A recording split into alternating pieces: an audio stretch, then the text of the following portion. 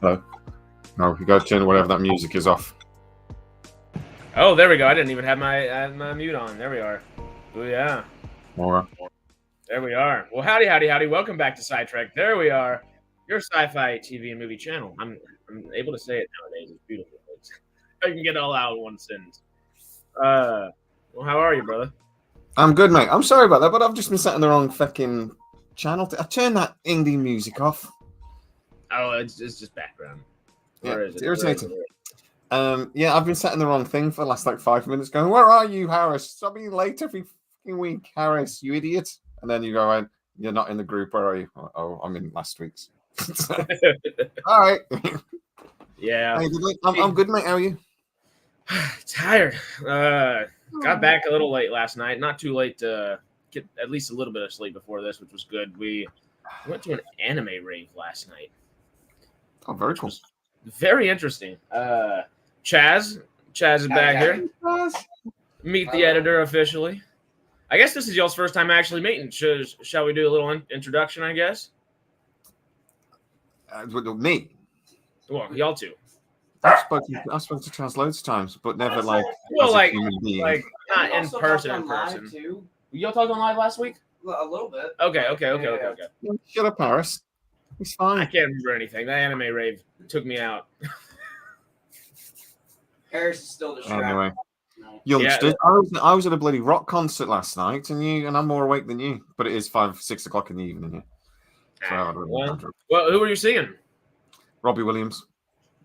Well, it was all very complicated because England were playing.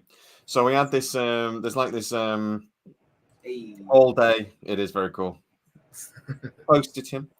All day thing. And then Robbie's last show. But the England game was also on. And we won. So we were in London for like 2 hours, wandering around London, desperately trying to find somewhere to watch the game. And everyone had everything was booked. Even, right, there's like, yes, it wasn't really a rock concert. It was a Robbie Williams concert. But anyway, Supergrass were there as well, though. So they're rock and indie. So they were very cool. But everyone was booked. But even all the tables were reserved. But even, in pubs in Britain, we got like the shelving that comes down the side. And it's just enough for you to put your pint on and stand. Mm-hmm. Even that was reserved. Little reserved sign. So the standing is reserved. What the fuck? So we were panicking. And then we went to this bar and went, it says there's a lounge upstairs. So we'll go up expecting to be heaving. There's nobody in there at all. So we went back down to the bar and went, like, there's nobody in the lounge. Can we watch the game up there? And they were like, yeah. So we were like, nobody else. Yes. A massive, like, 70-inch TV thing. And a couple of people had booked tables for this one table. So we were just like, oh my God, I'm lucky. So we watched the footy and then just like ran and watched Robbie Williams, who was very cool. That's fun, yeah. Perfect evening. Except it went to penalties and we couldn't wait that long. So there was just like groups of people at this concert ignoring because Seal was on, like that idiot with the. Anyway, not bruises or whatever. Not bruises. So he was on. Nobody was watching him. Oh no! Groups around people that could get a signal watching the penalties coming in. So poor Seal, he didn't, and nobody was watching. He is a great rendition of Three Little Birds in the middle of the street, I think, in London. But that's I don't know much about Seal beyond that. Yeah. He has a lot of good covers. I couldn't care less. No, exactly. Seal is supporting. Don't care. Not even a bit. Steele just starts singing about the football game. He's like, "Can goal?" I wouldn't be surprised. But so we just great weekend. Loved it, and I'm a big Robbie Williams fan. He's awesome. So, but let's turn the light on. Is that too bright? No. Did tell me to speak. We've had a bunch of my house. I don't know. I don't know what has been going on with it, but like the last week and a half, it's going to screw up all of my electronics. Ghosts.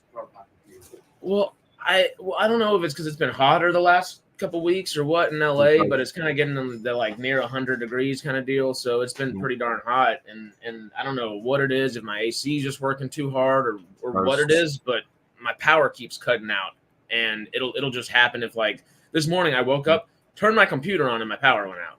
Yeah, go. And you know, like, but your power strips are only like set for so many, you know. So I'm gonna have to replace all of those. If you don't know, fun fact: most power strips only are rated for like, what did we say? Six. Six is like your average. 6 power surges. After that, it will break your stuff. We're learning this the hard way. I think we might have actually just had a nice fancy computer break, which would not be good. Which would not be good. Electronics don't like the hat. They do not. Apparently not. This is like the coolest room too, which sucks. Well, I'll see. A hat made out of an evil witch's arse. It destroys all your graphics. Honestly, that's one of my favorite shows. We need a good witch in our electronics real quick.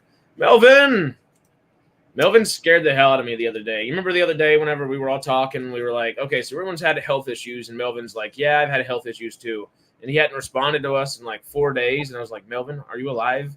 He hadn't responded to me in like a week again. I've been texting him all week, and he finally responded last night. He was like, hey, dude, I was like, are you alive? He has not answered that question yet. Did you ask? This is a live answer. We're good. Yeah. Melvin's still kicking. I had a very, very minor surgery about a month, 6 weeks ago. And I forgot to text my mom afterwards that I was fine. And she went nuts. My phone was dead. So she was going nuts, trying to get in touch with people. Oh, she was unhappy. Oh, no. Yeah. How long till you actually contacted her? Like within 24 hours? No, like 2 days. She would, yeah, it was. She was unimpressed, but yeah, this shit happens. Which was my answer. Hey, at least we're not stormy and got a broken penis. Hey, as long as you don't have boner infections, life is a-okay. 2 days. Yeah, it was like 2 days. It was like I had the surgery on like the Tuesday. And then as soon as my scar started itching, as soon as I mentioned, I think that's psychosomatic, isn't it? Yeah, I think I had the surgery on the Monday, and I phoned her on the Wednesday. My wife had messaged her, I think, on the late Tuesday night, because she'd messaged the wife and all sorts, but yes, I didn't message her. Oh, yeah, that's fine. It's the NHS. The NHS is awesome. Matt is not his pain. It's his he's got a bone infection in his leg, but when he said bone infection, it sounded like boner infection. And Matthew hasn't been watching our lives. Man.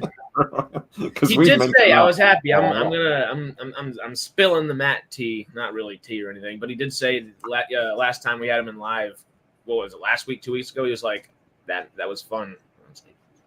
Yeah. We want Matt. I think Matthew will return. We love him. It is like anything with these, be doing YouTube and stuff, and particularly because Matt's such a massive Stargate fan, and it's just wears you down sometimes. It just wears you down. I've done a couple of videos. Yes, Matt, you will. I've done a couple of videos, just like so disappointed and depressed with all the different Stargate news coming in, and then, and it's just like sometimes you're like, I don't know if it's just round and round in circles.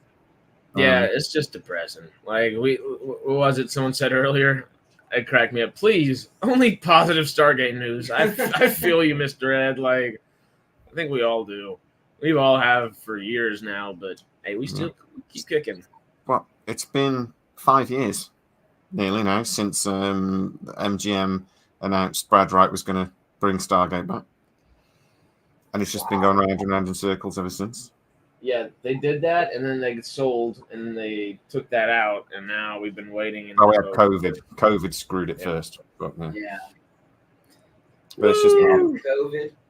Yeah, like actually though. Stupid COVID. Stupid thing. I know loads of people died, but more importantly, loads of people died from COVID, but more importantly, we didn't get Stargate. Well, it's literally the sleeping giant of sci-fi could have saved the planet if we had it there to save the planet. But it just wasn't there. It's like the Avatar. When you needed him most, he vanished. Yeah. I'm totally wearing an Avatar shirt right now, so I was. Matt's comment there. getting really excited about stuff, and then like us going to talk to Brad Wright, and you know, Yeah. it looked like it was so happening last year. Well, it was definitely happening last year, and then the strikes happened. And what did we keep saying during the strikes? Giving executives time to have a sit and think isn't a good idea. We don't want them thinking. Well, like we were saying like last year about the movies and the television show, like they were gung ho. They were like not gung ho per se, but it seemed like they were going forward with the movie. And you know, I am very happy that they kind of might. No, I think the movie's happening again. I've mentioned this a couple of times. I think the movie's back on. This is what I was trying to. I've heard 4 or 5 different people now say they think the movie's back on. And that's why they're now pausing with this TV series. You know, the guy I speak to at MGM. So, did I do a video on this? Or was Partially, it when I wasn't very well and I kept forgetting things? Right. The last time I spoke to him about a month ago, no. When did I have? It's nearly 2 months ago now.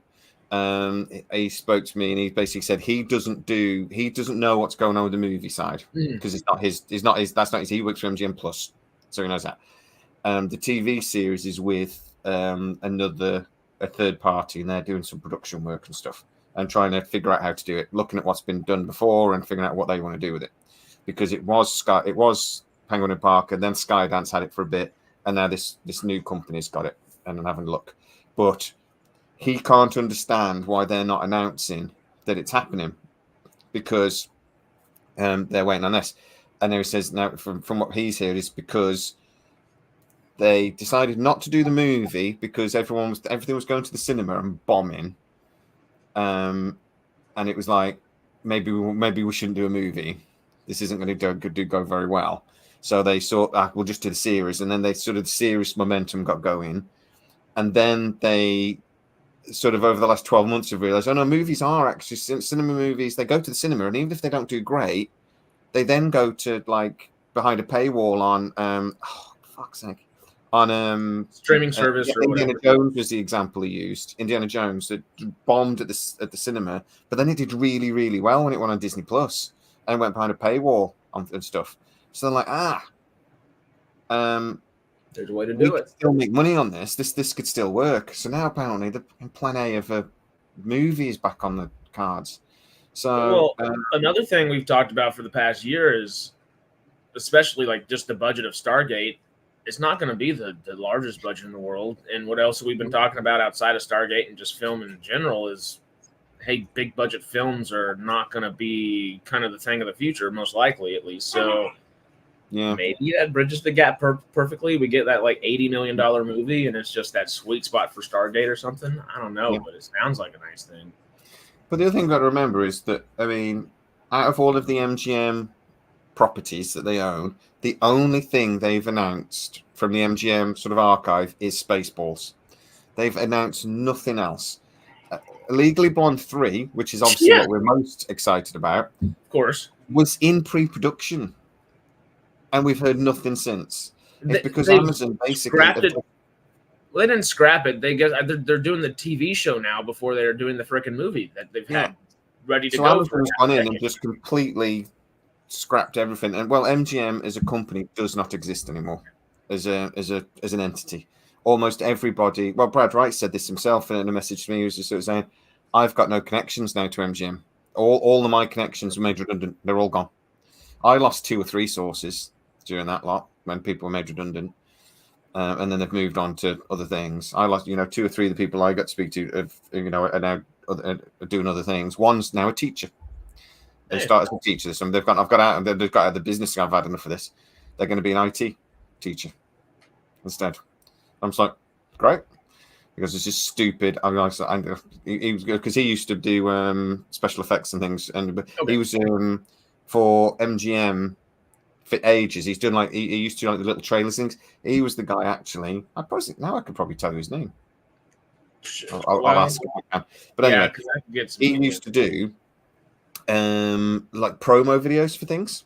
So that's how he knew that another channel that said that there was a promo video for Stargate to release at SDC, San Diego Comic-Con, and they told you what this big promo was.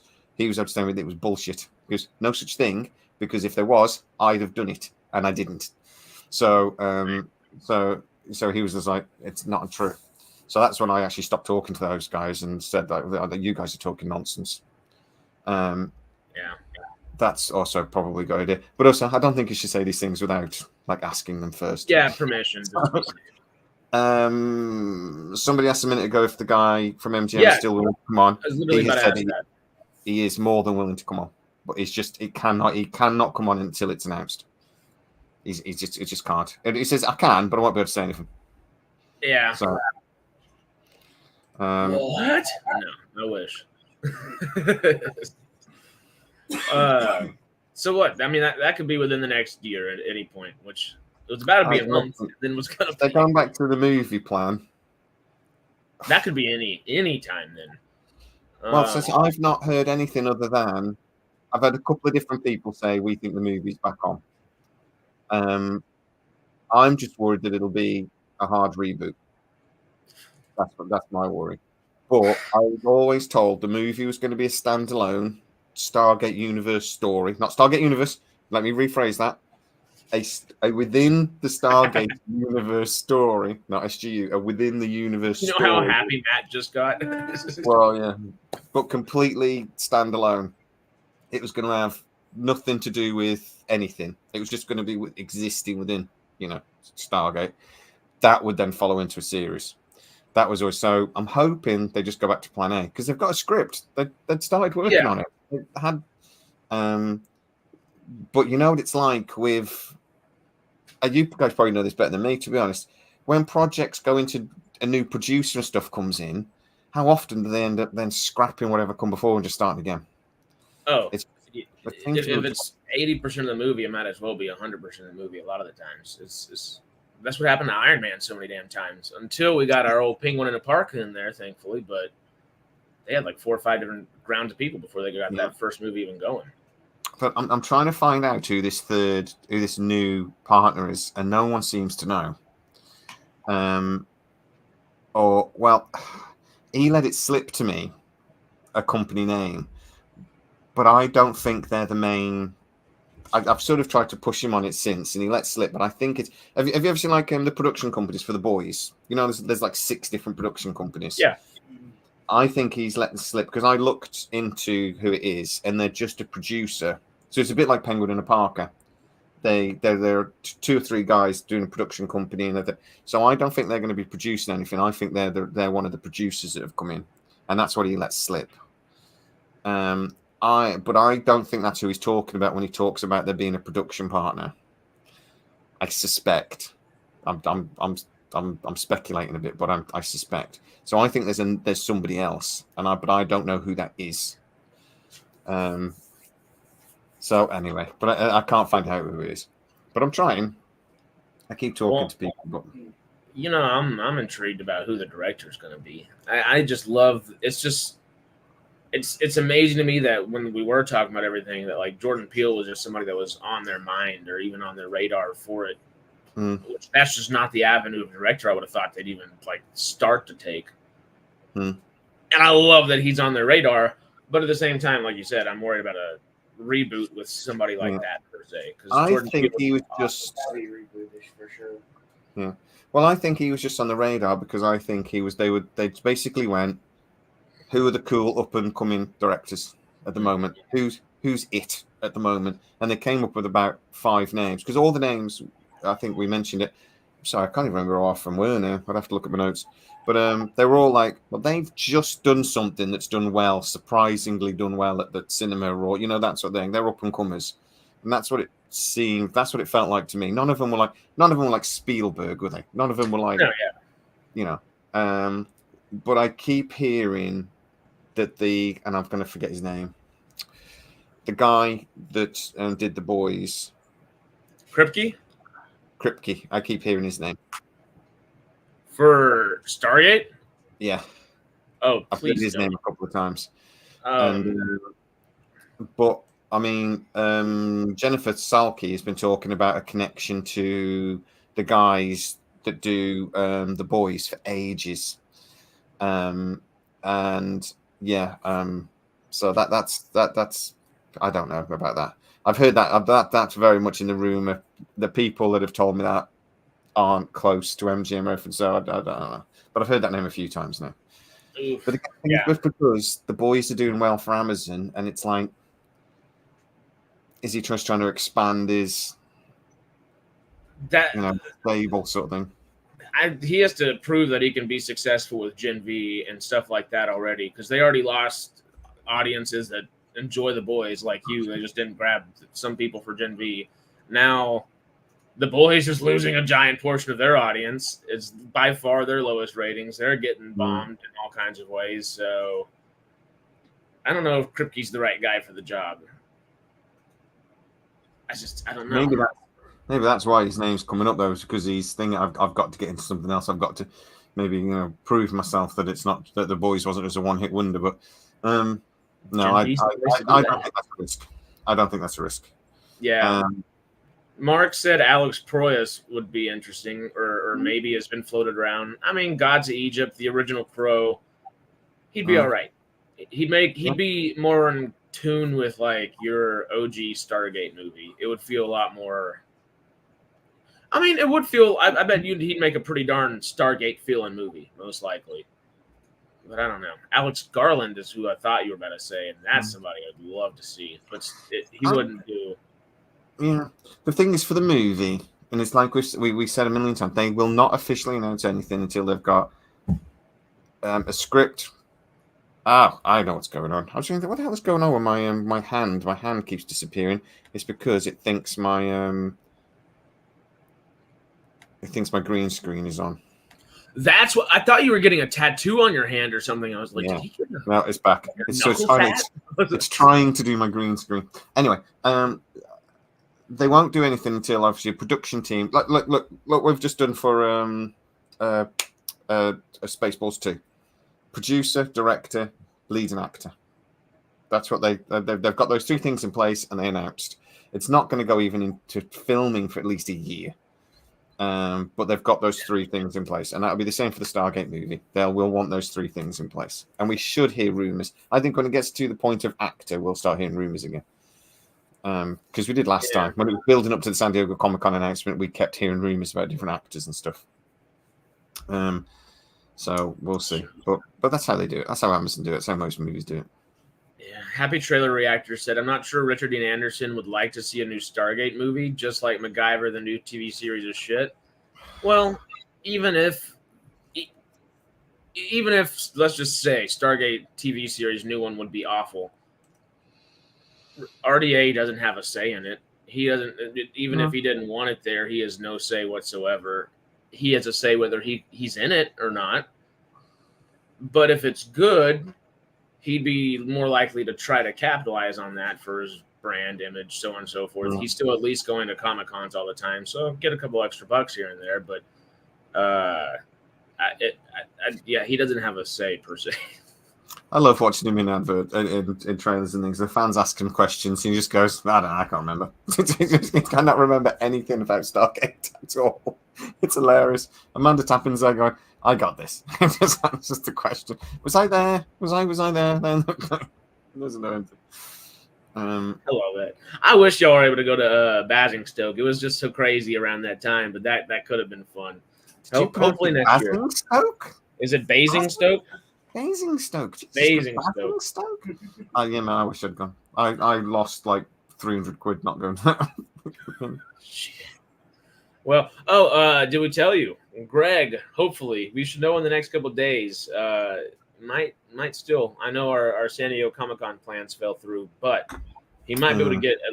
We might still be able to go, which would be cool. Still spend a couple bucks, but that'd be amazing. They're sold out, but he's got a couple extra tickets somewhere behind his back pocket or up his sleeve. So yeah, the San Diego Comic-Con stuff was just gutted, and I know you guys were as gutted as me, but hey, I've got plane tickets I can't get the money back on because I didn't get travel insurance. So which means we can plan an actual trip out, make it actually happen, whether we go to Comic-Con. That's the option, is we try to move them at the moment, but we're trying to sort of get the money back. So like I said, I've got a genuine reason why I can't use them. Yeah. But I didn't get the travel insurance, so it's like, so we're trying to move them and maybe do another trip or something. Yeah, but when I'm able. Just yeah. At the moment, I'm like 700 quid. Yeah. Shit.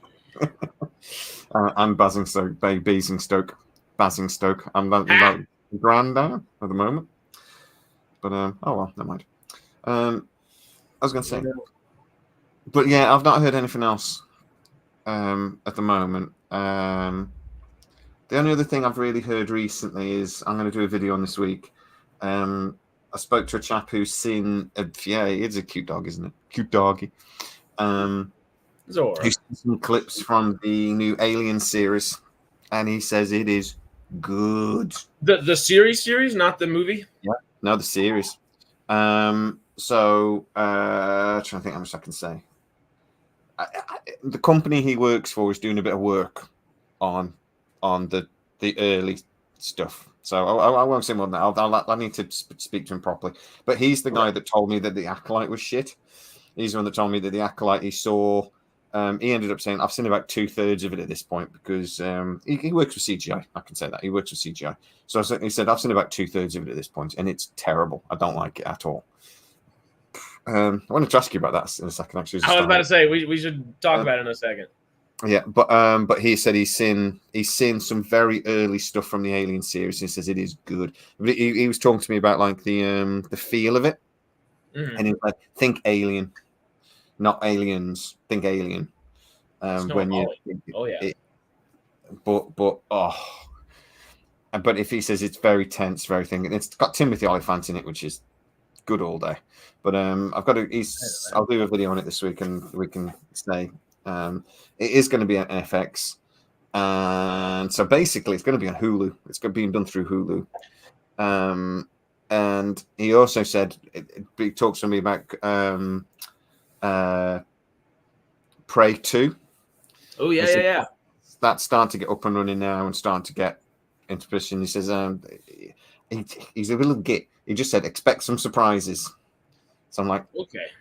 So it looks like they're going to do Prey 2 before they jump into the next variation of Predator movie, I guess, because they did say they're going to do something like that. Yeah, the China Bomb guy is saying he wants to do. He's got plans for like 3 or 4 movies. Did you say Cheddar Bomb? Cheddar Bomb. What's his name? Trachtenberg. Dan Trachtenberg. Cheddar Bomb. I'm calling him Cheddar Bomb from here on out. Basingstoke. No, I'm no better, but I just love the nickname. Yeah, and as all regular SciTrekkers will know, I can't say names. So I never have been able to. And I always get comments going, you could have just YouTubed it to see how he speaks his name. I'm like, where's the fun in that? And then where are the comments going to be? Yeah, exactly. Yeah. That's a tip for any aspiring YouTubers out there. Make regular mistakes. That's loads of comments. So, Would love to see the continuation. Wait, what? Would love to see the continuation of the Predator movie that they got the Predator. No, Captain. No. No, Captain. The bloody Robo Predator suit. No. No. There's such a weird ending. They just threw that in there. That's the most recent one, right? Not the not Prey, but the one before that, the Shane Black one. Yeah, the Predator, wasn't it? Yeah. What's the autism suit, right? I don't know a better way to say it. It's literally like the autism robot Predator suit. But I say Batmol, the Gator, has just said that the goal over the next 5 years is an AVP. Some sort of ABP series or movie. Apparently, they haven't decided yet, but that's the goal. And Mr. Trachtenberg, we're going with, he's part of that. And apparently, there have been conversations about Prey has apparently like 3 movie plan for Prey. And then there's something else as well that he's working on. That's a predatory movie, and it's all working towards it'll all intertwine with the series eventually. There's going to be little Easter eggs in the series and stuff, and it'll all. But apparently that's a very, very early tentative plan. It really depends how well the series does at the moment. And I think they were very surprised how well Prey did. And I know there are people that are very nervous about the sequel. at Hulu. They're like, we kind of did really well here, but we weren't expecting to. And how do we?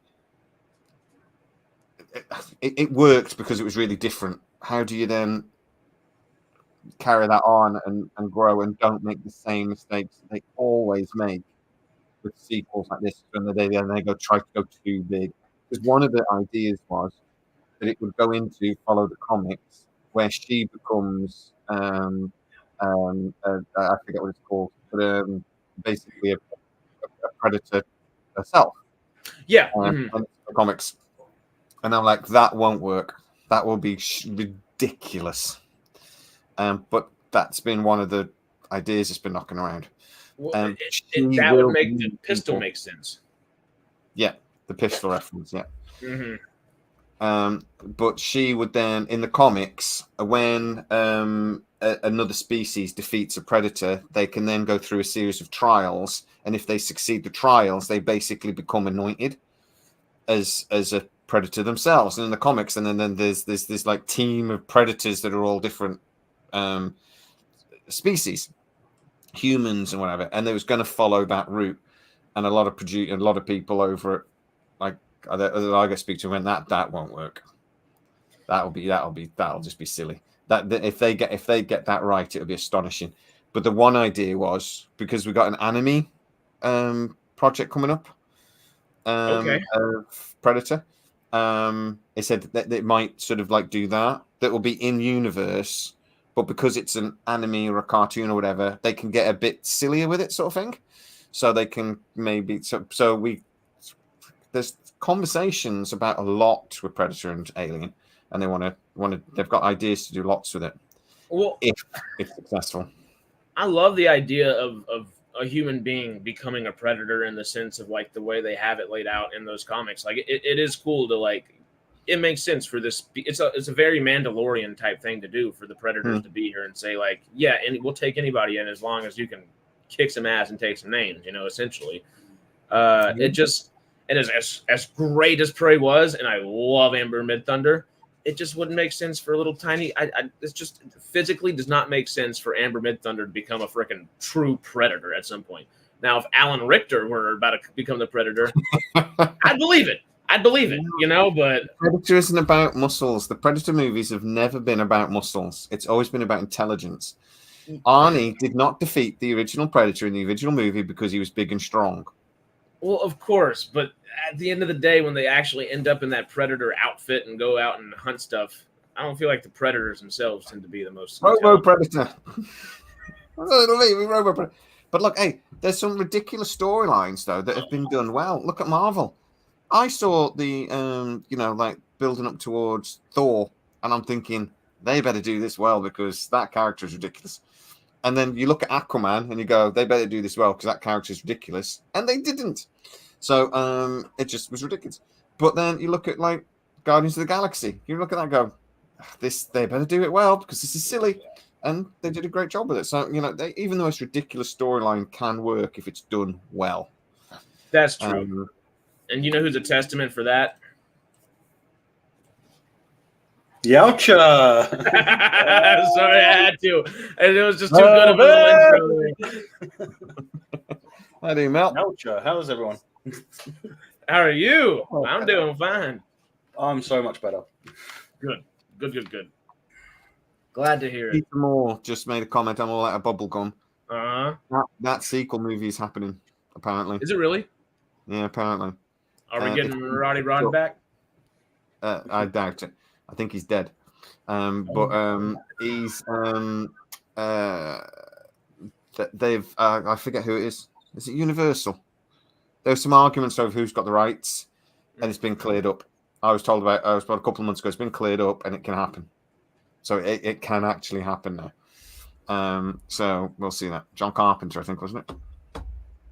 Yeah, I think it was a Carpenter movie. Yeah, I believe I always so. mix John Carpenter up and somebody else. I always mix them up. So I don't want to be tentative there. But yeah, John Carpenter's apparently he always had a sequel idea.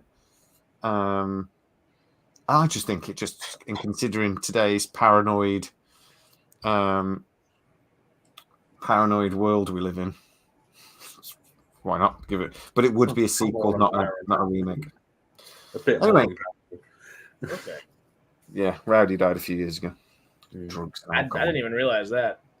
How do I get cast in that? That sounds fun. That sounds like so much fun. Beef up a little bit, so. I'll do it. I'll do it. A little The new bit Alien series is set on Earth, right? I think it is, so. right? Okay. Yeah, it is. As far as I'm aware, it's supposed to be about a little bit of the plot leak that I've heard says that a Wayland ship crashes in a city controlled by a certain corporation, which is not Yutani. It's there's a third corporation that is sort of in the background, and corporations control cities apparently in the universe. And then Wayland's ship crashes in this city, and one alien is involved. I think that's why the guy I was talking to was saying, think alien, not aliens. Yeah. And it's going to be way more intense, and they're going for more of a thriller. But I think all it'll be like an alien in a city. Yeah. I mean, what happened with Predator in a city in Predator 2? Imagine an alien. You think about it, the production as well. How many times have we said a TV show starts up here and doesn't give itself anywhere to go? Mm-hmm. One alien on a thing, it gives the show somewhere to develop. It gives you the horror aspect.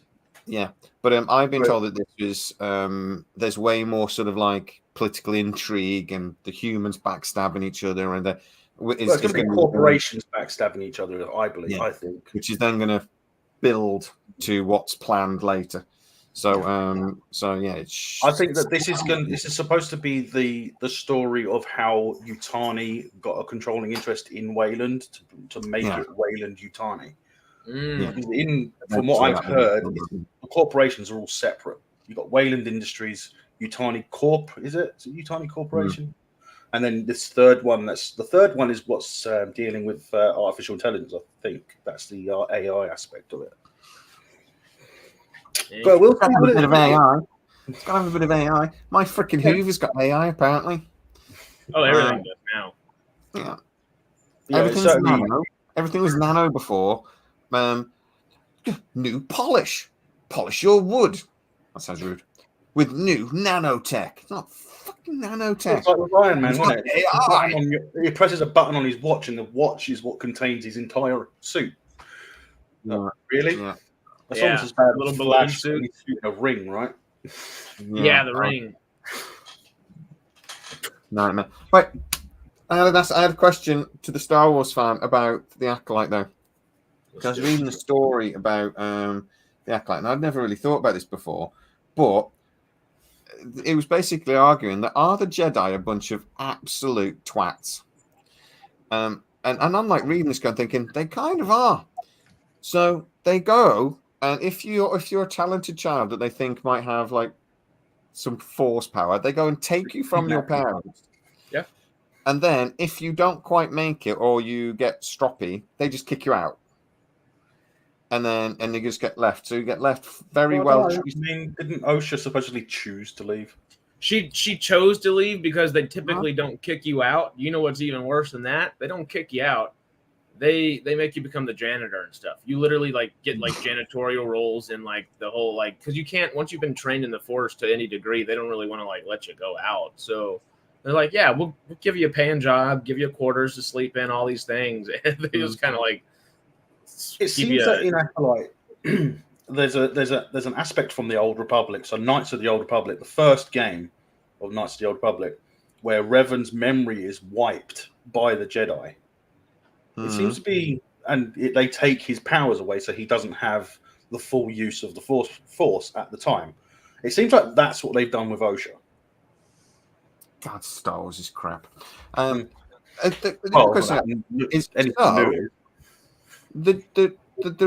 got the Republic, right, and then the Empire comes up, force mopping. That'd be so much easier.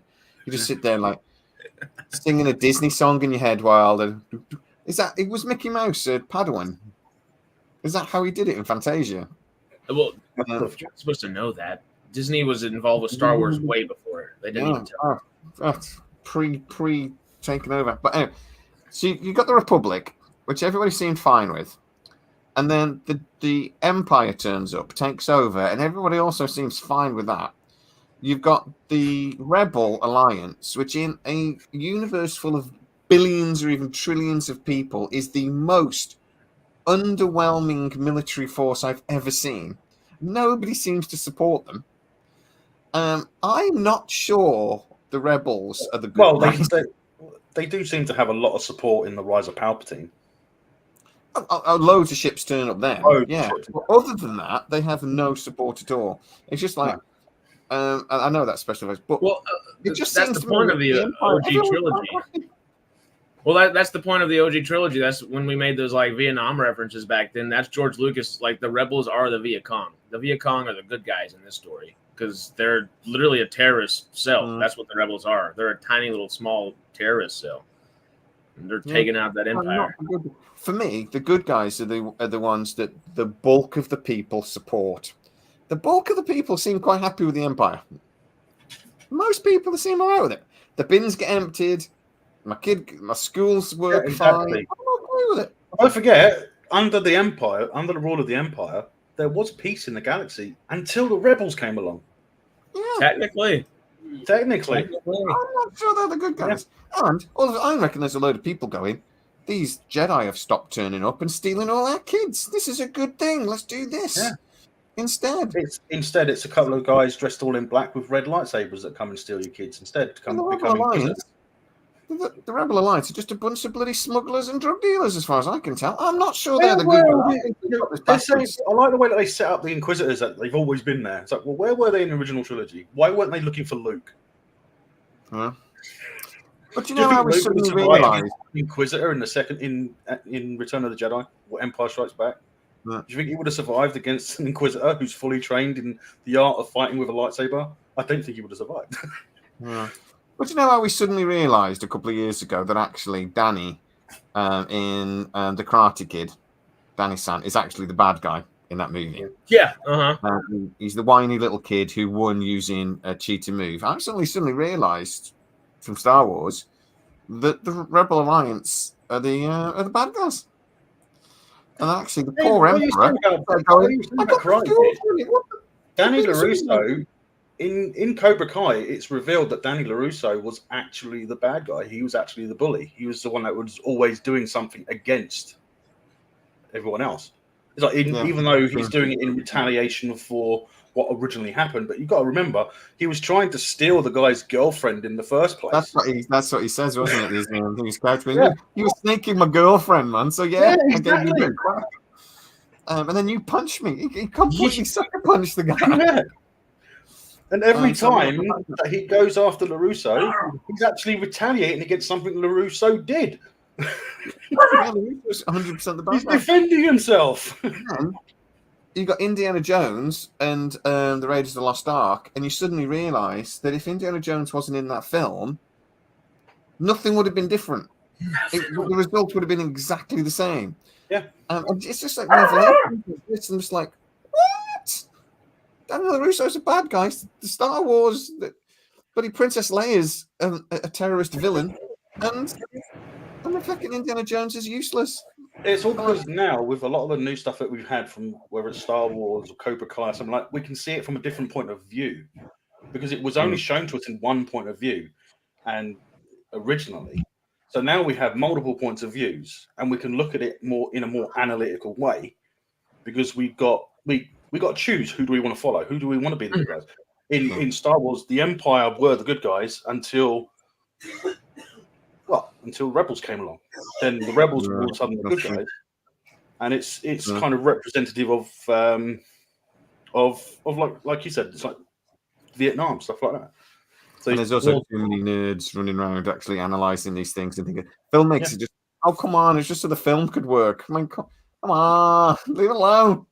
Because if you really want to get into it, from the Rebels are technically just the continuation of the Confederacy from the prequels. So I'm kidding, I won't get into it. But the overall I can't speak. The prequels, the Confederacy were against the Republic anyway, and they didn't know that Palpatine was working both sides.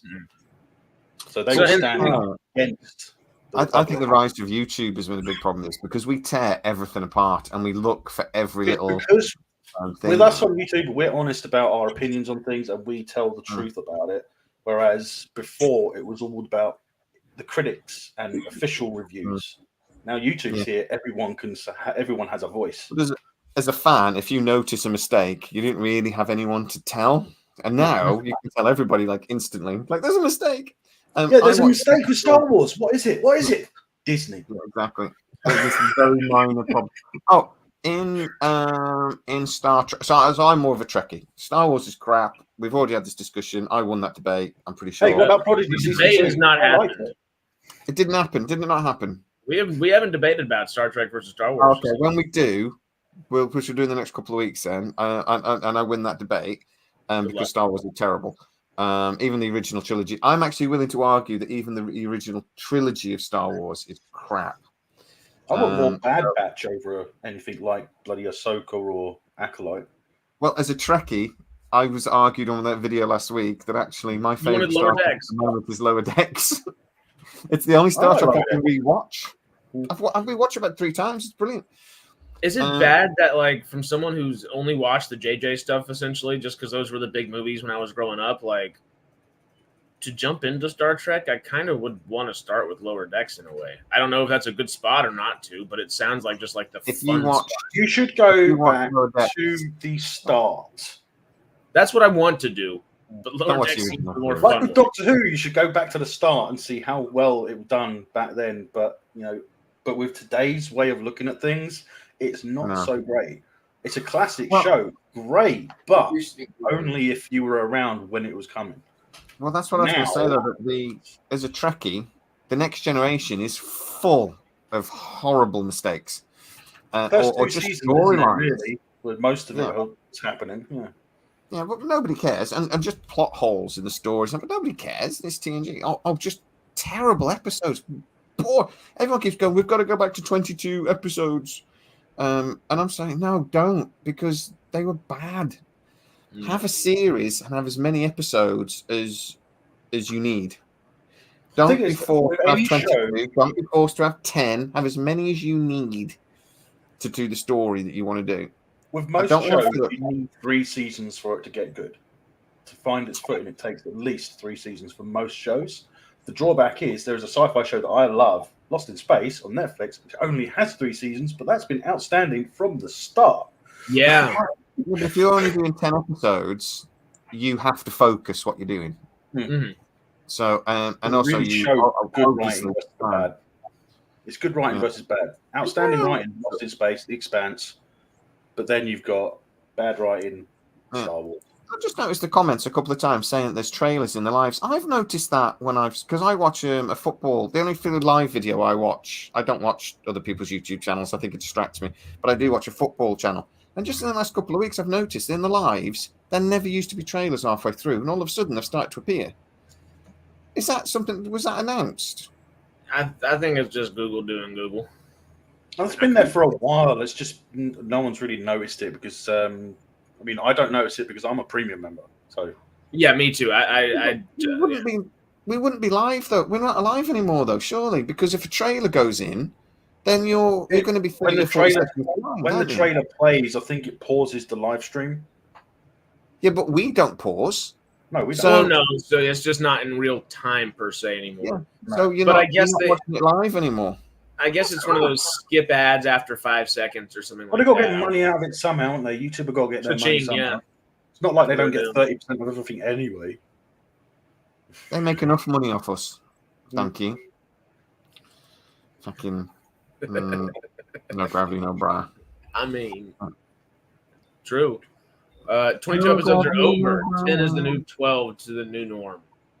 Yeah. The thing is, a lot of the time we had 22 episodes of really well written stuff, whereas now we can't have more than 10, 8 to 10. That's it, because no one can write good stuff that much. I think you get good. I think some shows work getting like 20 episodes because The Rookie is still one of my favorite shows. I did hear actually that Nathan Fillion. I heard a while ago Nathan Fillion was stepping away from The Rookie. Yeah. Yeah, that's when a lot of hype came up, wondering if he was going to be in the new Firefly stuff when that was going. Well, when that suddenly since then, came up. he's still arguing that he wants to be in Firefly, but then James Gunn has come along. He apparently Nathan Fillion will not be in the next season of The Rookie. I'm being told. Oh, really? He's not going to be in it. And there will be another season. He doesn't like the long, drawn-out shows, does he, Nathan? He's always said that he doesn't like the long, drawn-out stuff. Well, he says he didn't like one of the Castle things he used to love about Firefly because it was a short-run series. Yeah, but he would have loved to have come back to do more because it's a short series. That's the whole. That's a good point. More exciting, yeah. That's the thing. Green Lantern. If we don't get Firefly, it'll be because of Green Lantern. Do you think we'll get a film at some point in the future where we'll have Nathan Fillion go back in time and shoot himself when he's looking at the Green Lantern script? Yeah, hope so.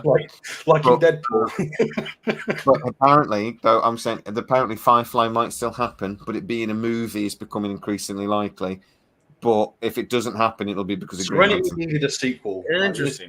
It's a shame we didn't get a sequel to Serenity at least because there was a plan for it, but it just bombed. It kind of gave you the impression that River has a lot more stuff in her head. Yeah.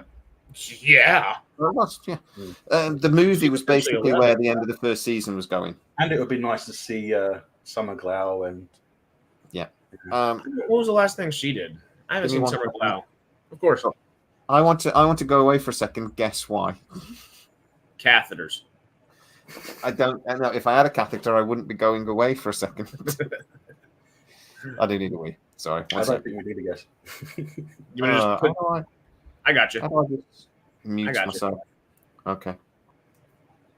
We'll toss him back in a second. Rodrigo says, greetings from Portugal. Hello. Summer Glau's the death of the series?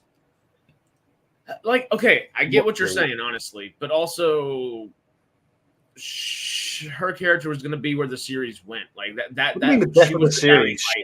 She's one of the things that made Terminator the Sarah Connor protocols.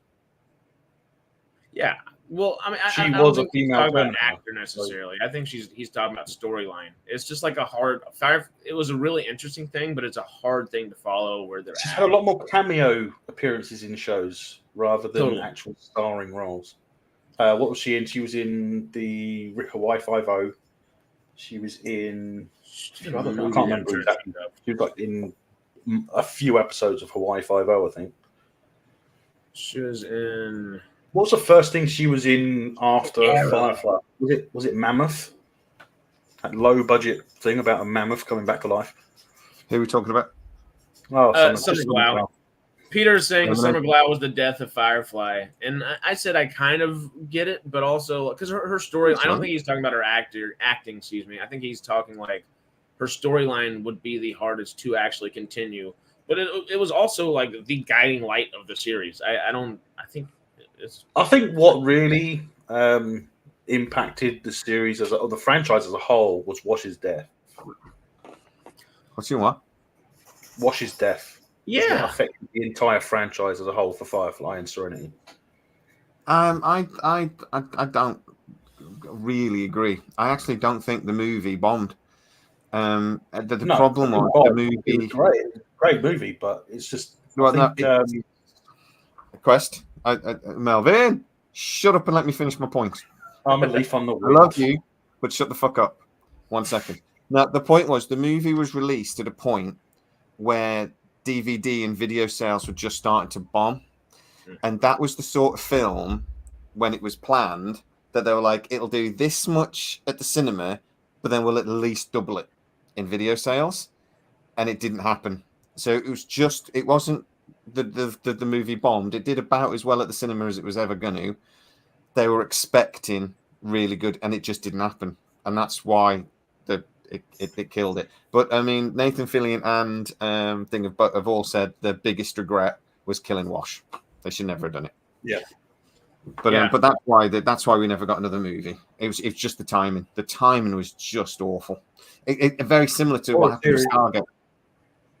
And the Stargate movie. Yeah.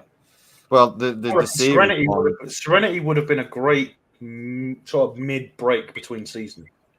Yeah. Yeah. Well, the series thing was never going to happen because Nathan Fillion had already signed up to Castle.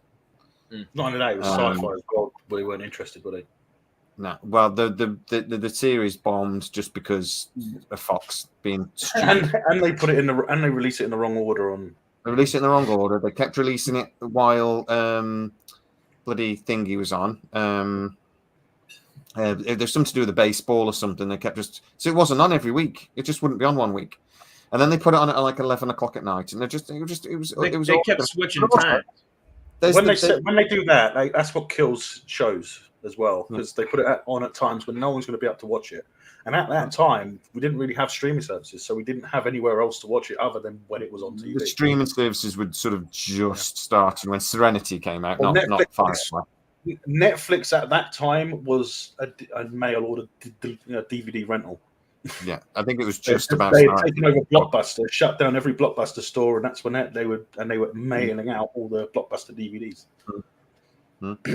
Well, the other problem I think was with Firefly was that when people watched it, I think Peter's just made the point there that people were like, it's very different to Buffy and Angel, but I think more so people looked at Firefly and went, "That looks stupid. I'm not watching that. It looks ridiculous. It's a bunch of cowboys with in space. It looks stupid." And Nathan Fillion wasn't a big star then. He wasn't a big star until Castle. Well, no one knew him.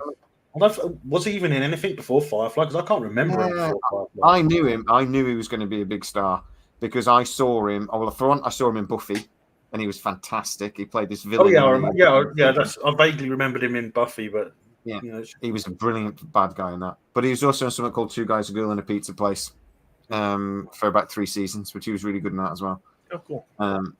So yeah, and then Peter Moore just mentioned he then did Slither straight after, which is great, which is how he became friends with James Gunn. And then he signed on for Castle, so it was never going to happen.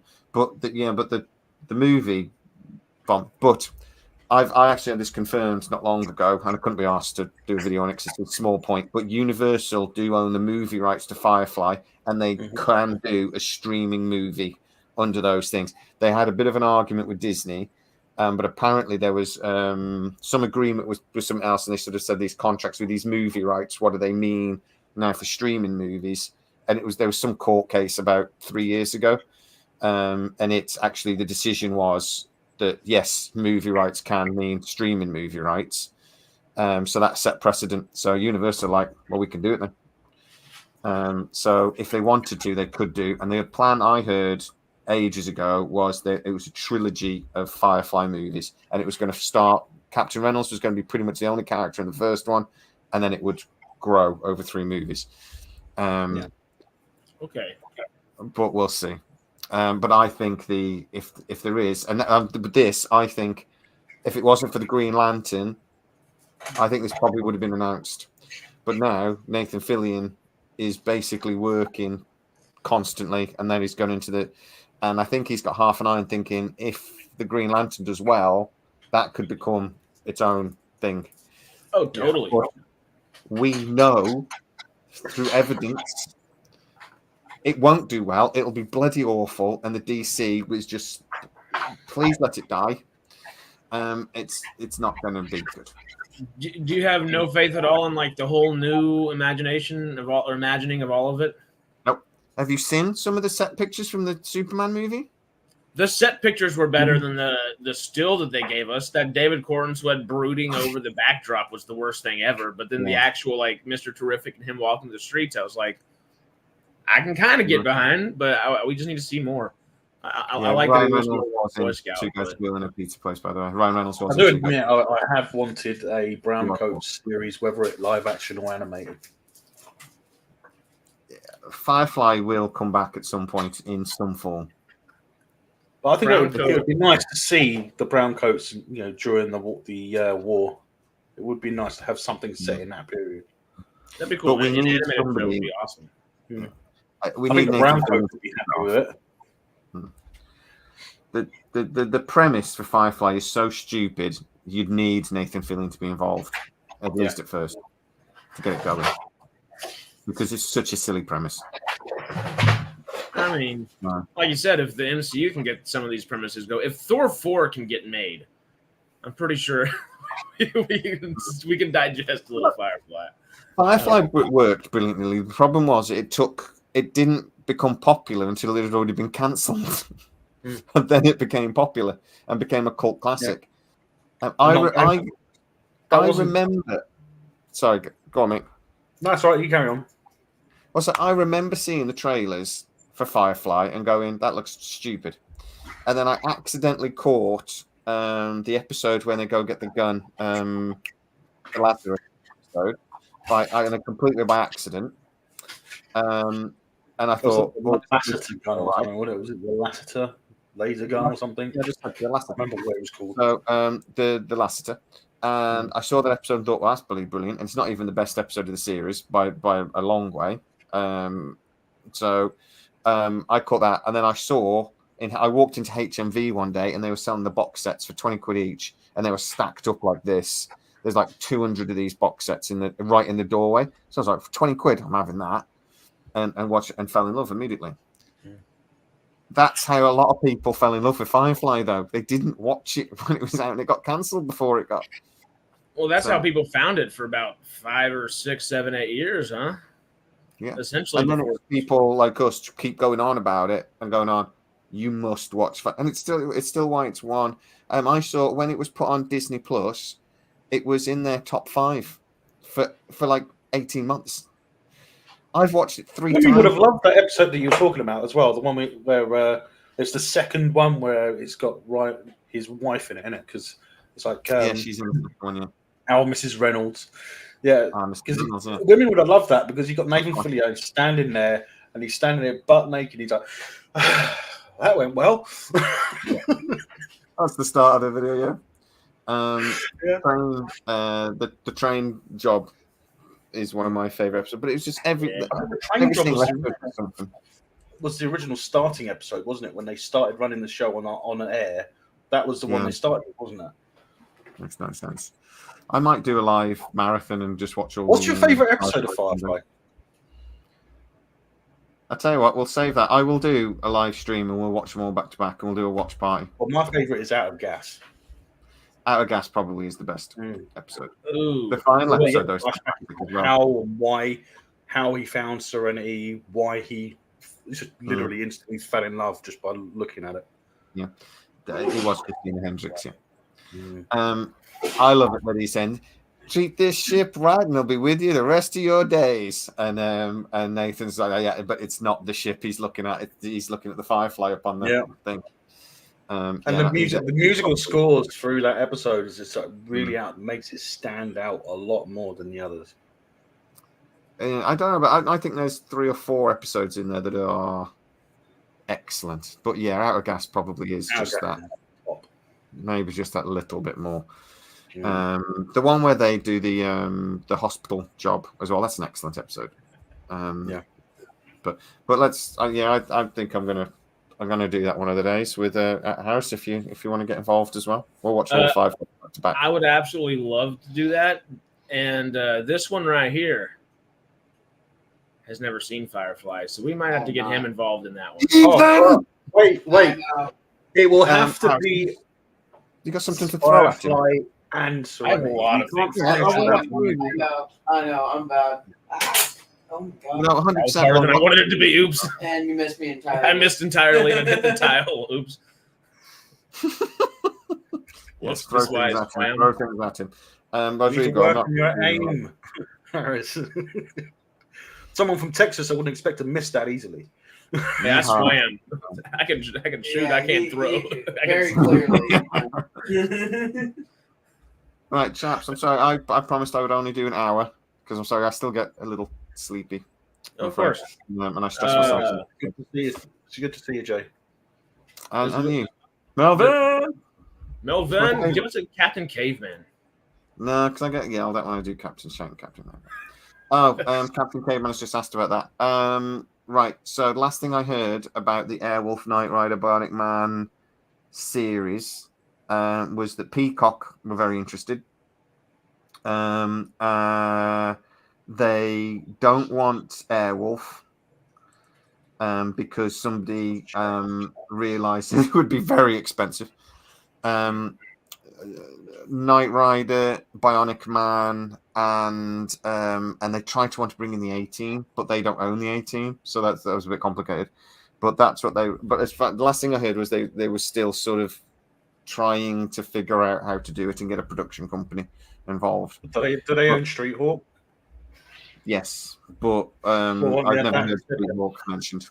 I've never heard Street Hawk mentioned. I don't like the idea of having Knight Rider, having Kit going down the road, and then having Street Hawk ride past him at top speed. The thing is with this, I think it might be a while till we hear anything anyway, because it was an idea during the strikes that a producer, who I know who it was as well, who came up with this idea. I can't tell you. Because I actually spoke to them about 18 months ago, and they told me all about that sort of idea. But he says, basically, we were told every single one of you needs to pitch something in the next 2 weeks during the strikes.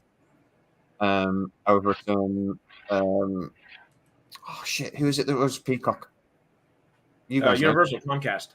Universal and thing. What's the company that is NBC or NBC, Universal, and Comcast owns. So basically, it was at NBC. NBC. They were told to do this. Everyone's got to pitch something. 2 weeks, pitch something. And that's what. So he came up with this. I want to do this Universal 80s super thing, and we're going to do it as a full Universal, blah blah. And he came up with this idea, and they all went, "That's brilliant," and run with it. And he was like, "No, I haven't done more than that." That was it. I've just thought it would be a good idea. You actually want me to do it? Sort of thing. The big one that I can say that is definitely not happening now is Space Above Beyond. It's absolutely gone into the shitter again. What about Babylon 5? That's not happening. News on that? No, not happening. Last thing I heard we was could at least get another animated season, surely. Apparently, nothing. No. There's not even an animated movie in the works. Oh dear!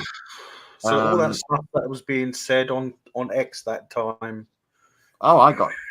Yeah, he can. I got so much respect for JMS until he called me a twat, and then I'm just like, oh, who's laughing now? Well, no, not me, because I wanted a Babylon 5 reboot. I wanted it. So it has a go at me. Like, I'm happy. Yeah, at least we get the remastered. Yeah. But anyway, the last thing I heard was they were all of the sort of like mainstreaming people that they punted Babylon 5 at all said no pretty much immediately, and they were looking at something like somewhat like Sci-fi, but I actually heard the Roku network were interested in doing it, which would have been weird. Amazon were thinking about it for Freevee, but at the time, Amazon were thinking about trying to get some more originals on Freevee, and I think they've scrapped that idea now. They seem to be moving away from that. So they've moved away from doing something original, which is the problem with the Hollywood now, is they haven't got any really original stuff. Well, it seems to be Freevee is going to be very much old stuff that they put on, which they've continued to do. And then the idea seems to be that they're going to have original things on things like MGM Plus that will then be repeated on Freevee later. What's so the like latest deal on Amazon? Space Cadets, isn't that MGM? Everything's MGM Amazon now, mate. I think so. You don't know if it's an Amazon movie or an Amazon. I started watching it, and I thought to myself, "This is just like Legally Blonde crossed with." It does feel like an MGM movie, doesn't it? I know what you're saying. That old Space Academy, what Space Cadets one? Remember that space one where the kids are accidentally launched into space by that robot? Yeah, Space Academy or something like that. No, Space Camp. Space Camp. No, Space Camp. There we go. It's like that. It's like Legally Blonde Space Camp. Yeah. So I think that's what they're going to be doing with Freevee now, and I think that's what scuppered or made Amazon think, well, we don't want Babylon 5. We don't want Babylon 5 for Prime. So we don't want it. Disney were just like, nah, thank you. Apparently Peacock were interested. They were the last ones, but they said no. They don't want it for themselves. Warner Brothers don't want it for themselves. They want to make it for somebody else. Roku, maybe. Battlestar Galactica is the movie scrapped. That's not happening. That's one of those things that is still technically in development, but it has been for like 4 years. I remember the last thing I heard about any new Battlestar Galactica reboot, it was going to be a hybrid of the original and the other reboot. We don't know. In between. Sort of, we not don't know. In between, but basically the styles were going to be like a hybrid. That's what I heard. I haven't heard anything new since. About January, they got a new producer for the series, and we've heard nothing since. But all I heard was somebody spoke to me about it, saying that basically it's gone back to the drawing board.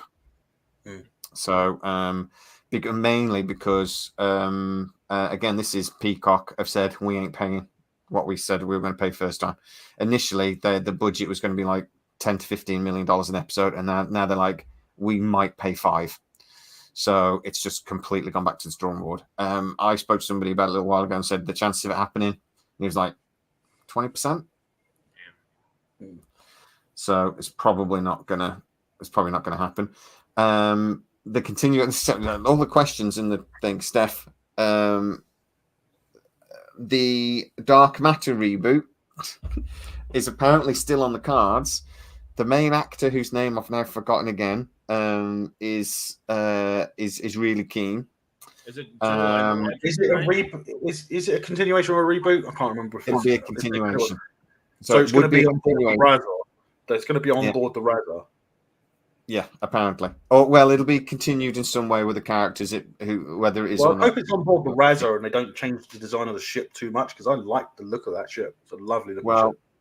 It'll very much depend on how they decide to go with it. But as far as I know, it's not got any further than we'd quite like to. We've got the actor on. A couple of the actors are on board with it.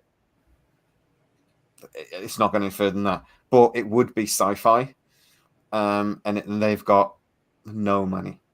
So how that works? Who owns Sci-Fi now? Is Sci-Fi owned by Paramount? Is it part of Paramount Global Sci-Fi? I think it is. I think it's part of Paramount Global. So don't expect anything to be announced through Paramount Global for the next 6 months. At least not until something goes through with that sale. NBC Universal owns Sci-Fi. Oh, well, that might be okay then. But I've heard that it is still with Sci-Fi. It's a Sci-Fi network that are thinking about doing it, and I don't know what their financial situation is like. Does it still look like Skydance is going to go up get Paramount? Because I know that there was a change recently, wasn't there? Because they went back with another offer, didn't they? Yeah, it looks like. They've had an offer agreed, but part of the offer includes I think it's 12-week period where anybody else can bid, and there's still a bunch of things. Yeah. That's another problem. Again with another offer. There's a TV series come out on Apple called Dark Matter, and I think there's a movie called Dark Matter as well. So that's what I thought you were talking about. Nothing to do with the show that we're talking about, though. No, it's completely different. But that's what they're going to have to. David, this one's going through, isn't it? The Buck Rogers reboot from George Clooney's company. That's been in development for about 4 years now. Didn't he just talk about it in a recent interview in the last couple of weeks? I missed it, but I know. Isn't that the one? Isn't that the Buck Rogers that's actually not Buck Rogers? It's meant to be like going back to the original Buck Rogers in the newspaper comic strips. Yes, not the original book. So you've got the original. It's not Buck Rogers. It's going to be William Rogers. I don't think it was called William Rogers, was it? Whatever his name was, William anyway. Buck But no, Rogers. it's going to be. That's the full name of the 25th century. He's William Buck Rogers, but he goes by Buck because at the time he was in the Air Force, and Buck became his call sign, so that's why he called him Buck. But in the original one, it was William Rogers, not his middle name. The way I understand it, it's not going to be based on the comic books at all. It'll be based on the original novel, the original short book, novelette, or whatever. Like the 25th century, which is nothing like the 25th century. Completely different to the comics, and then completely different again to the TV series. So if you're thinking it's going to be tweaky, bitty, it's not. It's going to be. It's like there was that really weird movie that had a show where that guy was frozen. Frozen is an experiment, then the cave collapsed, and then he woke up and he was in the future. That's the original novella, I think. That's very much like it. In the original novella, he's a miner or something, and it collapses. And then there's and then in the comics it was radiation, and then obviously in the series he's in space. Yeah, and he goes through a wormhole, doesn't he? I think because it's very much like Farscape, isn't it? At the start. Well, it goes through that unusual storm, didn't he? And he gets everything inside gets frozen, and his course goes 200 times further than it's supposed to be. Well, we'd have had this ages ago, though, if the family had known it. So you've got the guy that wrote the novel. I'm sorry, novella. Sorry, I forget his name. Sorry. His family were arguing over who had the rights. So Buck Rogers wanted to do. George Clooney wants to do a thing based on the novella, but then somebody else, which again might have been Peacock again, actually. Possibly. I'm not in Peacock a lot, so I'm doubting myself. But anyway, they wanted to do just a reboot of the Buck Rogers in the 25th century. But the family was suing to say, no, you can't, because you don't own the rights to it. And then there was but all that got settled. But then since then, I think then the writer's strike happened, and you know what happened with that. So, but the writer's strike, people do have to realize, has caused so much problems because it's basically, it didn't just delay things for 8 months. It's delayed things for at least a year and maybe more, because it's took them 3, 4, 5 months to get restarted. So all of these projects, and like George Clooney now, he's like, well, I'm contracted to do something else now, so I can't do it. And this might actually include go into Stargate as well. It's just like all these projects that like Amazon have got all these studio spaces coming online, and they're like, they've now got. I'm going to talk about this in a video shortly. They're probably filling them up as they come available as well. Yeah, well, they've got to prioritize now. They've got to decide. Because they've got it's like condensed up, isn't it? They've got like 2 years worth of projects, but they've only got one lot of studio space, so they're going to have to pick and choose what they're going to do, and nobody knows what they're going to decide. So this is another problem with something like Stargate, which people don't appreciate, and they get really frustrated. Why hasn't it happened? Why hasn't it happened? And it's because of real practical reasons like this. They've got to find somewhere to film it. And if they've got another project that they've got a director and actors and things lined up and already ready to go, they're not going to bump it for Stargate because they haven't got the space or the time to do it yet. So they've got to prioritize. They've got to start earning money because they've lost lots of money by not making anything. So they have to actually do stuff to earn the money, and then But also, I mean, you can't also. Say you've got a big movie lined up, ready to go this September, which 2 years ago you planned for this September. Yeah. What are you going to do? Cancel it? No, you're not. You're not. You're going to push it. So what you have to do is you can't start something new instead. You can't start the other project you were planning on starting this year. So it's caused a massive problem.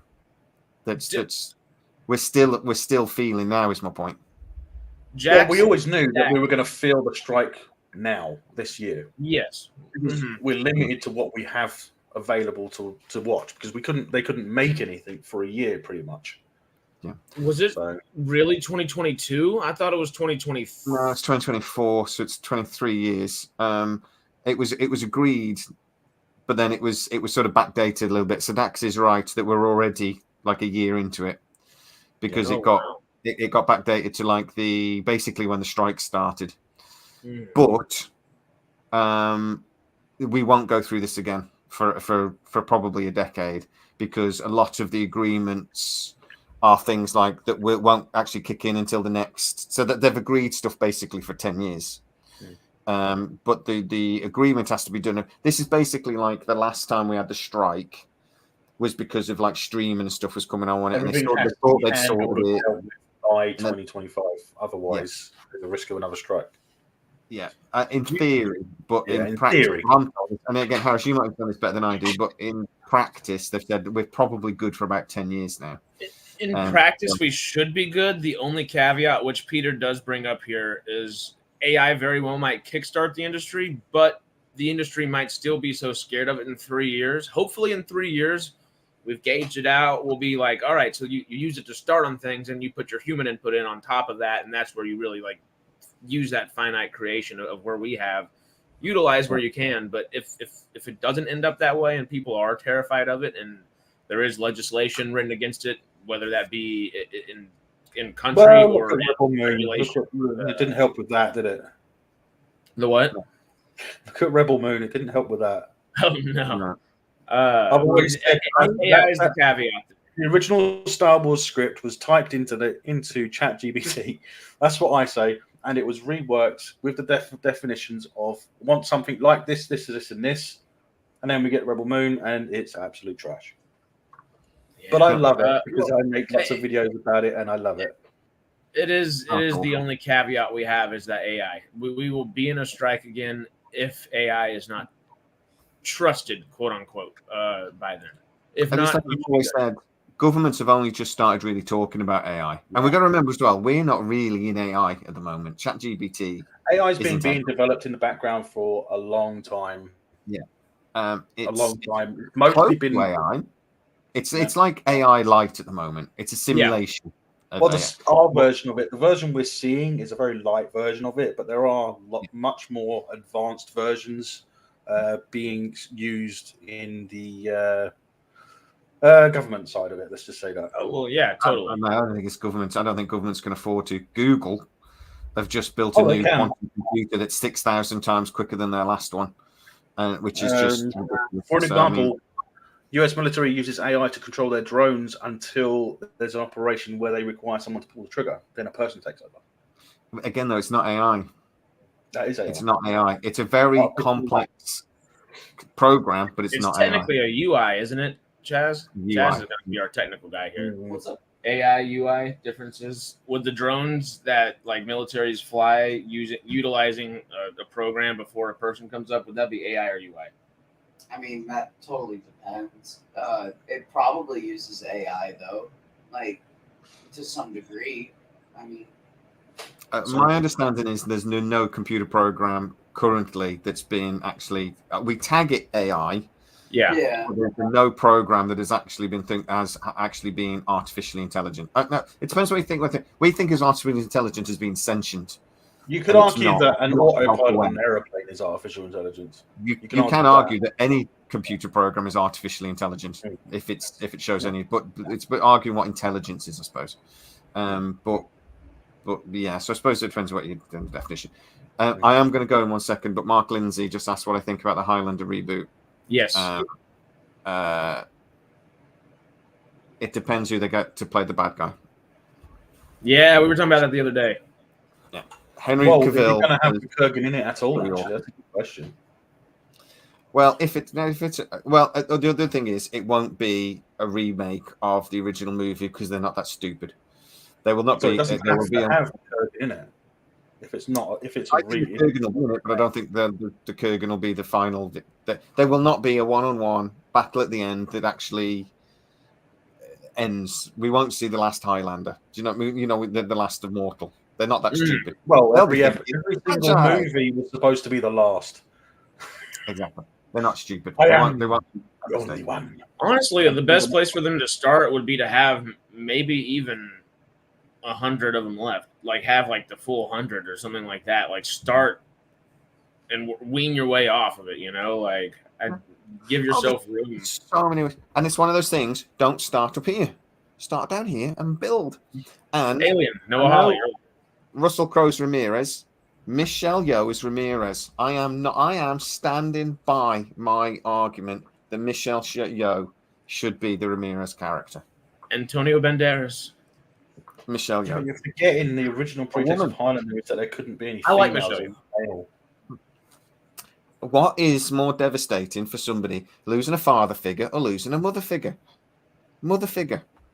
Emotionally, that's how the first film should end, is by the Kurgan killing the Ramirez character. And that's how the first film should end.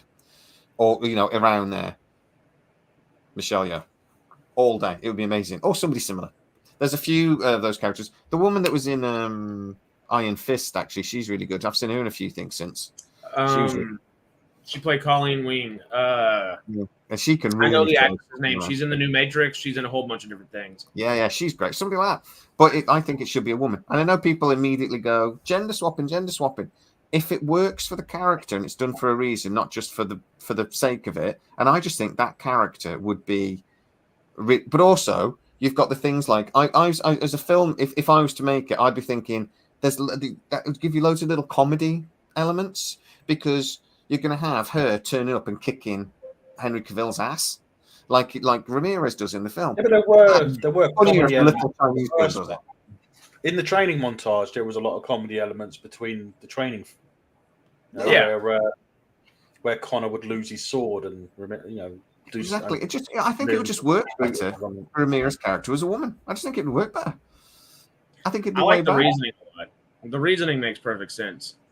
Then you could bring in something. You can bring in another Highlander in another movie after that, where you can have a female samurai. Well, there will be. I mean, in the series we saw the Raven and things like that. We saw female. I mean, there will be 50-50 on the. I can see it now. A new Highlander 2. There will be a Chinese woman and a Japanese woman, all dressed up in that period, like samurai outfit and Chinese outfit, fighting with their own country's style swords. You got a Chinese sword and a katana, or just fighting. That'll be like the opening sequence. One of them winning, maybe, and then going after Connor. Dave Bautista 5 years ago would have been brilliant as a Kurgan. Amazing. Do you think they should bring it into like the future, or do you think they should keep it back in the original timeline? It's like where Connor's from. History. They're doing future. Don't do the future. Don't do the future, for the love of God. Yeah, well, not future, but they're doing like current day totally, because stay in that period. Stahelski's talked about car chases. It's partly set in the modern, and we keep seeing the flashbacks into the history. I think do it similar to the first movie. But there would have to be a fight in modern time though after that. At some point in the no, it'll be in modern. I think the film will generally be set in modern times. A modern face-off like the original. Yeah, and then whatever the final battle is at the end of the first one will be set in modern time, but they'll use flashbacks as thing. Anyway, I am going. So, guys, thank you very much. I will see you next week. I think. Wait a second. I'm doing something next weekend. I can't remember what it is. Yeah. I don't know. I've remembered. I've just got to clean my garage out. I'm pretty sure I can still go live after that, right? One more question. Will you be doing have you got any videos set up for J Talks? I might not bother. I started to do that because I was I had nothing to do, but I've gone back to work now. And I'm really tired. Yeah. So I'm struggling to do videos for SciTrek, if I'm honest. So I might just drop the J Talks for now. Even though I got 600 subscribers in like 2 weeks. Still got it, baby. Do it later. Just whenever you have time. Just use it for fun. Yeah, I meant to. I'll tell you what I'm doing for fun. Yeah. Oh, you got the saucer done. So the saucer sections, there's underneath still got to be done. But the drive section is coming along. And that's what you should be recording and then uploading. So it's coming along nicely. I'm going to have a chat with you, Harris, actually, about getting in touch with Blue Bricks. We need to do that. Oh yeah, that'd be awesome. And then I will be doing videos on the DC 302 because I'm going to be building that. I will do videos on that topic. I couldn't be bothered when I was doing the Enterprise. I didn't think about it, but I will be once on the DC 302. Fuck you, Mark. I saw that comment. Honestly, we might call it a day after this too. I'd love. There's a lot of chats that we haven't really gone through or seen, but there's always more chatting time. But if right quick, I know David said one more thing that I just wanted to say. Any chance of a new Planet of the Apes series? I think that would be great. It would be awesome. It would be super expensive, so they're not doing it. The movies aren't making enough money. They're doing okay, but they're not making enough money. I've heard there is going to be another movie. Yeah, keep I it don't in, the, watch keep them, it in so I don't really theaters. follow it. But Keep it in theaters, but I don't want a series. For one, it's my too expensive understanding for was any studio. yeah, my understanding, I've not watched it because they're not my kind of thing. But my understanding was the last movie does set up a thing, and it's supposed to be there's supposed to be one more film.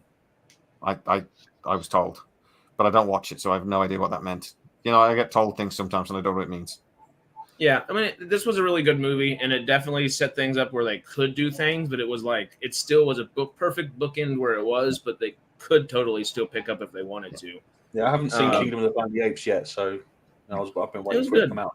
So Just tell Michael, by the way, it's Blue Bricks. So yes. Blue Brick is the Blue Bricks have some brilliant, beautiful looking stuff. I mean, I like the look of their alien dropship. That might be my next one. I've got a and the Eagle 5. I've got a Millennium Falcon to build, which will take me forever. So I'm going to do the 302 first. If you get an Eagle 5, record it. I don't know, man. I'm not as much Space 1999 as other people. No. It's a good looking ship, don't get me wrong, but I'm not as that was a bit before my time. I never really watched it. But I might do the alien dropship, mainly because I forgot the name of the full sized ship. I do know it, and it's just got in my head. Out of Alien? So they've got one that's the full ship, the big, and it's got a little thing that comes out the side, and they've got the little mini drop ship that comes out of it, and then it's got an even littler tank that comes out of it. Or you've got the drop ship, and it's about that big, and then it's got a decent sized tank. I like the original looking Battlestar Galactica they do. I don't like it. I keep looking at it and thinking I don't fancy the model. But they don't do. Shame we don't have Eagle Moss anymore, because I would have loved to have had the Eagle Moss one. Well, all of their, I don't know what you guys think about this as an idea, but all of their videos on Blue Bricks are in German. So I think we should be offering to do English videos for them. Hey. And maybe even doing getting a little discount code. We'll ask Blue Bricks. We will do them videos for Blue Bricks, and we won't ask for any money. So go on. Sponsorship. What? Well, no, we won't ask them for any money. They're not a very big company. Well, no, not ask for money, but ask them to send certain types of models. Well, what I was thinking was have a model sent to you. They would have to send. I've bought 2 models. I'm not buying any more. I've got 3 actually. I bought 3 models. I'm not buying any more. But anyway, if they wanted us to do some English speaking videos, I'm just saying I'll do it. Of course, we'd have to have the model. You would have to have the model to build it first, and then talk about it afterwards. Well, I've already got 3. So I can already do them 3 videos. But Harris and Chaz over there are the business minds of this now. So you guys will have to have a think about if you want to do it or not. I like the sound of that. I like the idea of it. Well, what I'm thinking is we do, and guys, we do a video for it. When we put it on the channel, we send them a link, and we basically put the offer through, and then we say, how would you go? If I do one for the Enterprise and then one for the 302 as well, could we have a discount code that we could offer people? Yeah. Just a little affiliate link or something. Yeah, that's all we do. Discount code. It wouldn't be much. It'd be like, what, 10%, something like that? Yeah. 10, 15, 10, 15%. If they do that, we'll do the videos. But if they want us to do any more videos, they'll have to send me the Lego because I'm not paying. I'm not spending any more money. But I've already spent like 400 quid on Lego through them. So I need to stop calling it Lego. It's Blue Bricks. Blue Bricks. But guys, I've really got to go. I'm 35. I promised my wife I'd be done by 7, and she gets really angry if I go over. So I think that's my fault because I asked you that question at the hour, just after the hour. So I'm sorry about that. I'm gonna say Melvin's a complete prick, and he wouldn't let me go. Blame me. That's it. Cheddar bean. He talked over me earlier, and I had to time off. Well, all right. Let's call this one a day. Melvin, I was speaking. Damn it. Let's say our final thing. I have to talk over you. I love you, Melvin. I hate you too. Okay, final thing. We're calling it a day. You have 7 seconds. Think about what you've been watching for the week. We're gonna do a rapid fire, and we're ending this thing.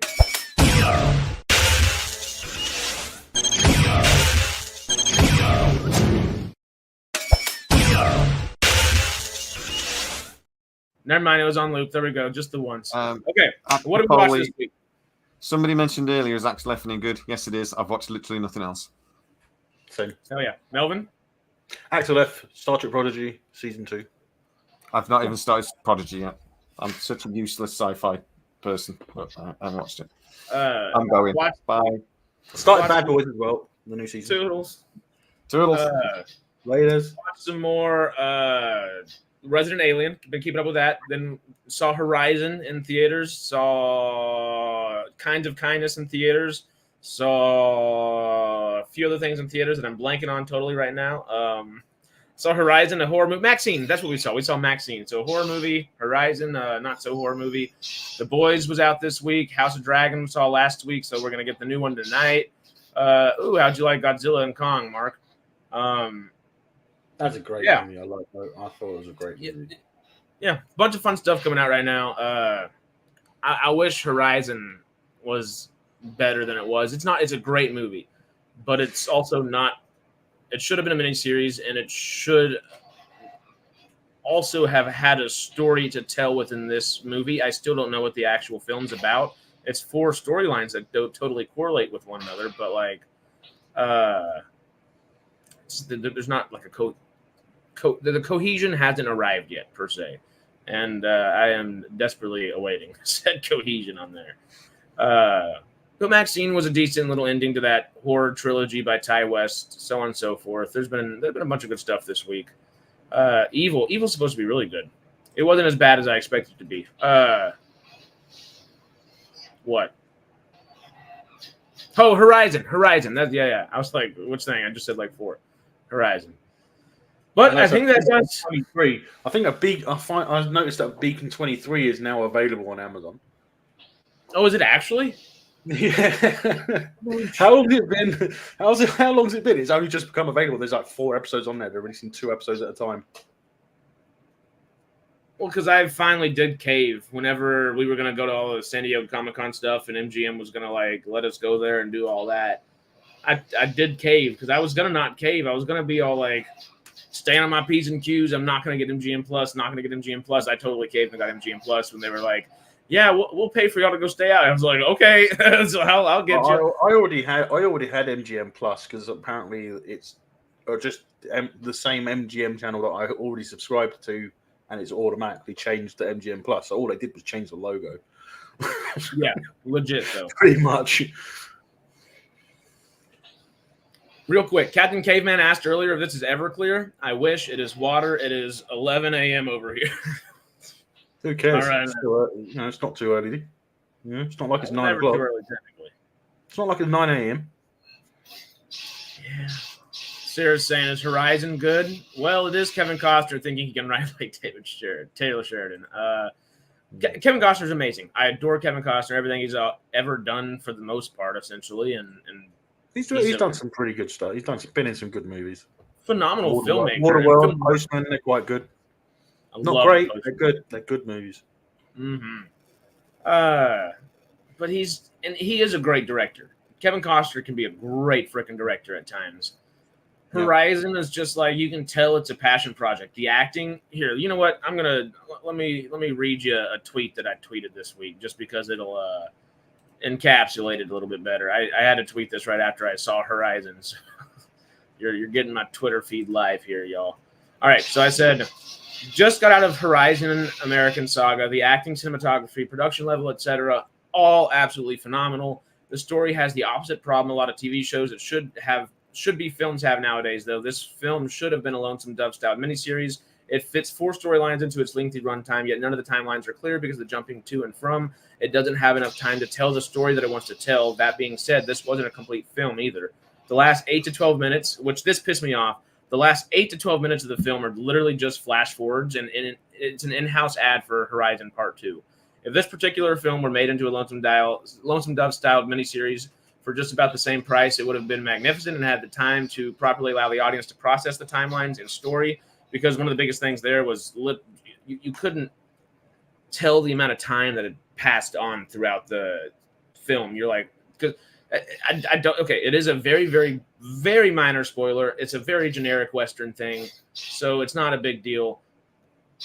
lady's husband dies at the beginning of the movie. By the end, she has to fall in love with somebody else. There's totally there's a grieving period, but we have no idea how long that grieving period lasts. We have no idea how long the like flirtation period lasts because we don't really get to see much of that. So on and so forth. It's just it doesn't hit the nail on its head. A lot of plot holes in there from the sound of it. Not plot holes, just missing plot. Plot holes without being like plot holes. Like it's still. It's not like a hole in the actual structure of the plot of the story. A lack of context, maybe. Per se, yeah, that'd be the perfect way to say that. I think it really hurt the film in a lot of ways. It's not making much money at all, and I think it's because, first of all, no one knew what the hell it was about. Is there going to be a book 2 of Boba Fett? Oh, I have no idea. I hope not. Sentai Ranger Donnie, save the Power Rangers. We went to Senpai stuff last night for anime rage stuff. But hey, there is no season 2 as far as I'm aware. Me either. I would like them to do something. Well, they don't even know if they're going to make another season of Mando or just do the Mando Grogu movie, do they? They don't even know about that. They say they're because remember, I almost just said Dinjarin. Pedro Pascal did for this last season. He just signed on as a voice actor. He's no longer like an actual actor on the show. So he can't complain about the paycheck anymore. Well, exactly. But in doing so, he was saying, "Oh yeah, we might just continue doing Mandalorian forever." So they might just take the budget down and make it like a little like daddy freaking daycare kind of show over time. And he's just the voice actor. But the problem is the issue that they have with Favreau. Because in the last season, the lack of Favreau doing his thing was a huge. Well, I think that might be kind of what he's saying, though, in the sense of like, if it's Favreau in charge, then fine. Yeah, totally. That's 1,000%. If it's Filoni without Favreau, no, thank you. Oh, Descendants, right? Red. Filoni, sorry, yeah. Favloni. Favreau needs there to rein him in, to control him, to let him so he doesn't go over the top with his bullshit ideas. See, I think that's Filoni, and Favreau is the guy that holds Favreau it back. Favreau needs to be there to rein Filoni in. That's what I'm trying to say. Because Filoni, he's going to do what KK wants. Favreau has always been a voice against a lot of what KK wants. Mm-hmm. And that's the obvious difference when you look at Ahsoka. The difference, you'd think that if Favreau was in charge of Ahsoka, it might have been 10 times better, 100 times better. Well, that's the thing. I love Dave Filoni, and as a storyteller, I really do think he has just inherent skill. But he has always needed someone to be his guiding light for him. And Favreau should be in charge of the streaming shows. He should be like be in charge. He should be in charge of Lucasfilm. I don't know about that because he'll never be in charge of Lucasfilm, will he? Of course, over the last few years, the first instinct is just to be like, Favreau and Filoni, let them head Lucasfilm together. I don't think it's a good idea now. I think Filoni is good where he's at with the creative officer. And like I said, if Favreau is there to keep, to be there in Filoni's ear, that's where he needs to be. He needs to be at his side, if not ahead of him. So he either needs to be above Filoni or at his side at all times. Well, that's why I think he does need to lead Lucasfilm, but I think they need to do a DC kind of structure for it and have a co-CEO for Lucasfilm and have one person that is totally like a producing background.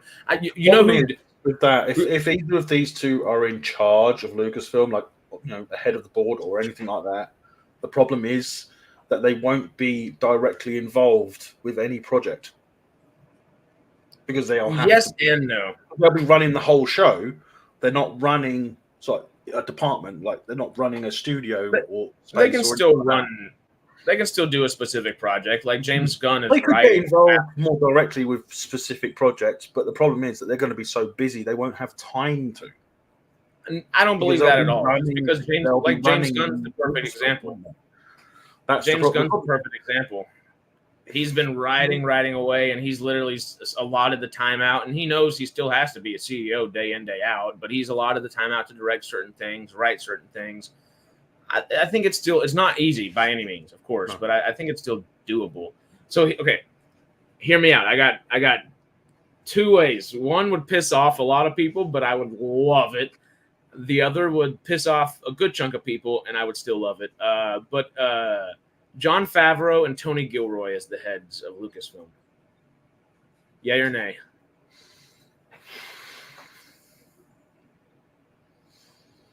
Because Tony Gilroy is also story-oriented, but the dude's a business mind at the same time. Favreau's got a pulse on business, but he's much more fun story-oriented. Maybe you're onto something there. I mean, if someone's business orientated, then they're interested in making money for the company. But they're both very great storytellers. But if he's into story as well, then he might actually respect canon and stuff that's come before.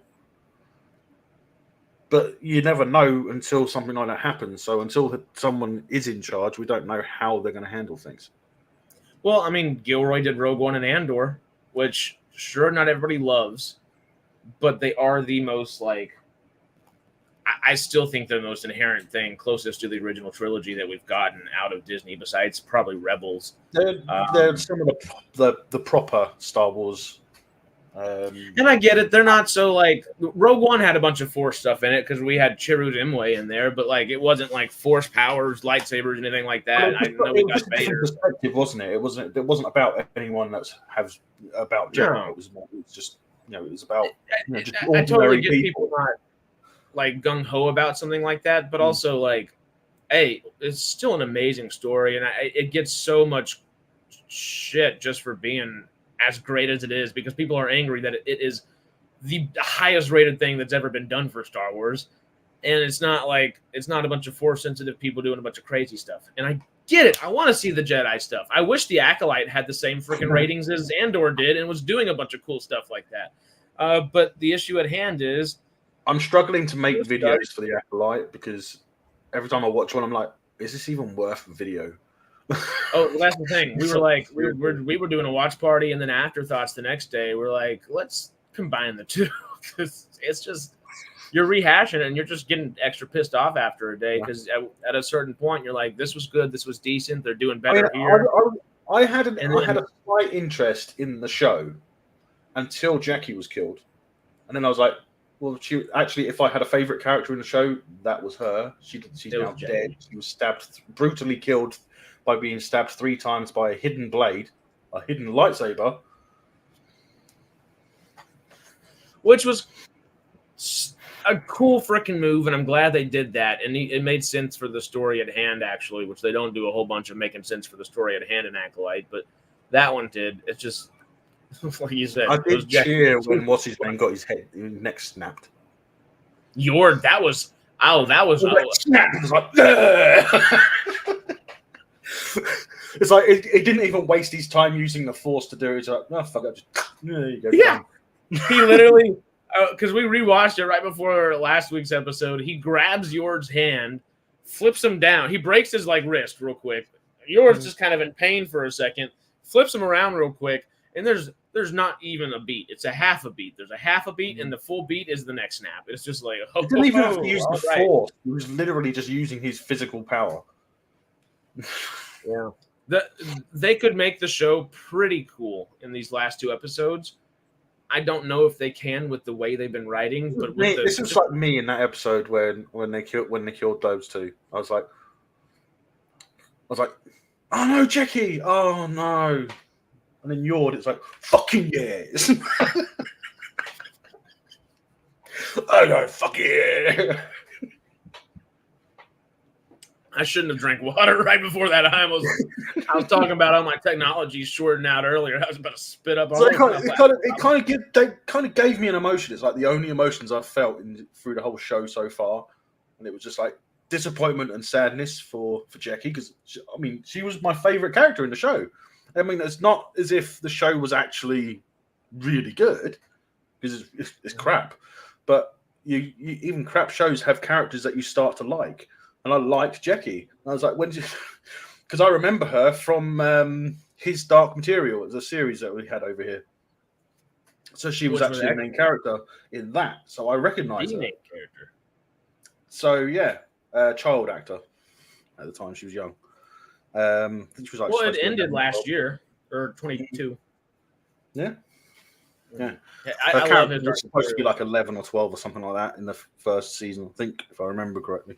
Yeah. But yeah, so I remember her from that, and that's not a bad show. I mean, it's not great, but it's not bad.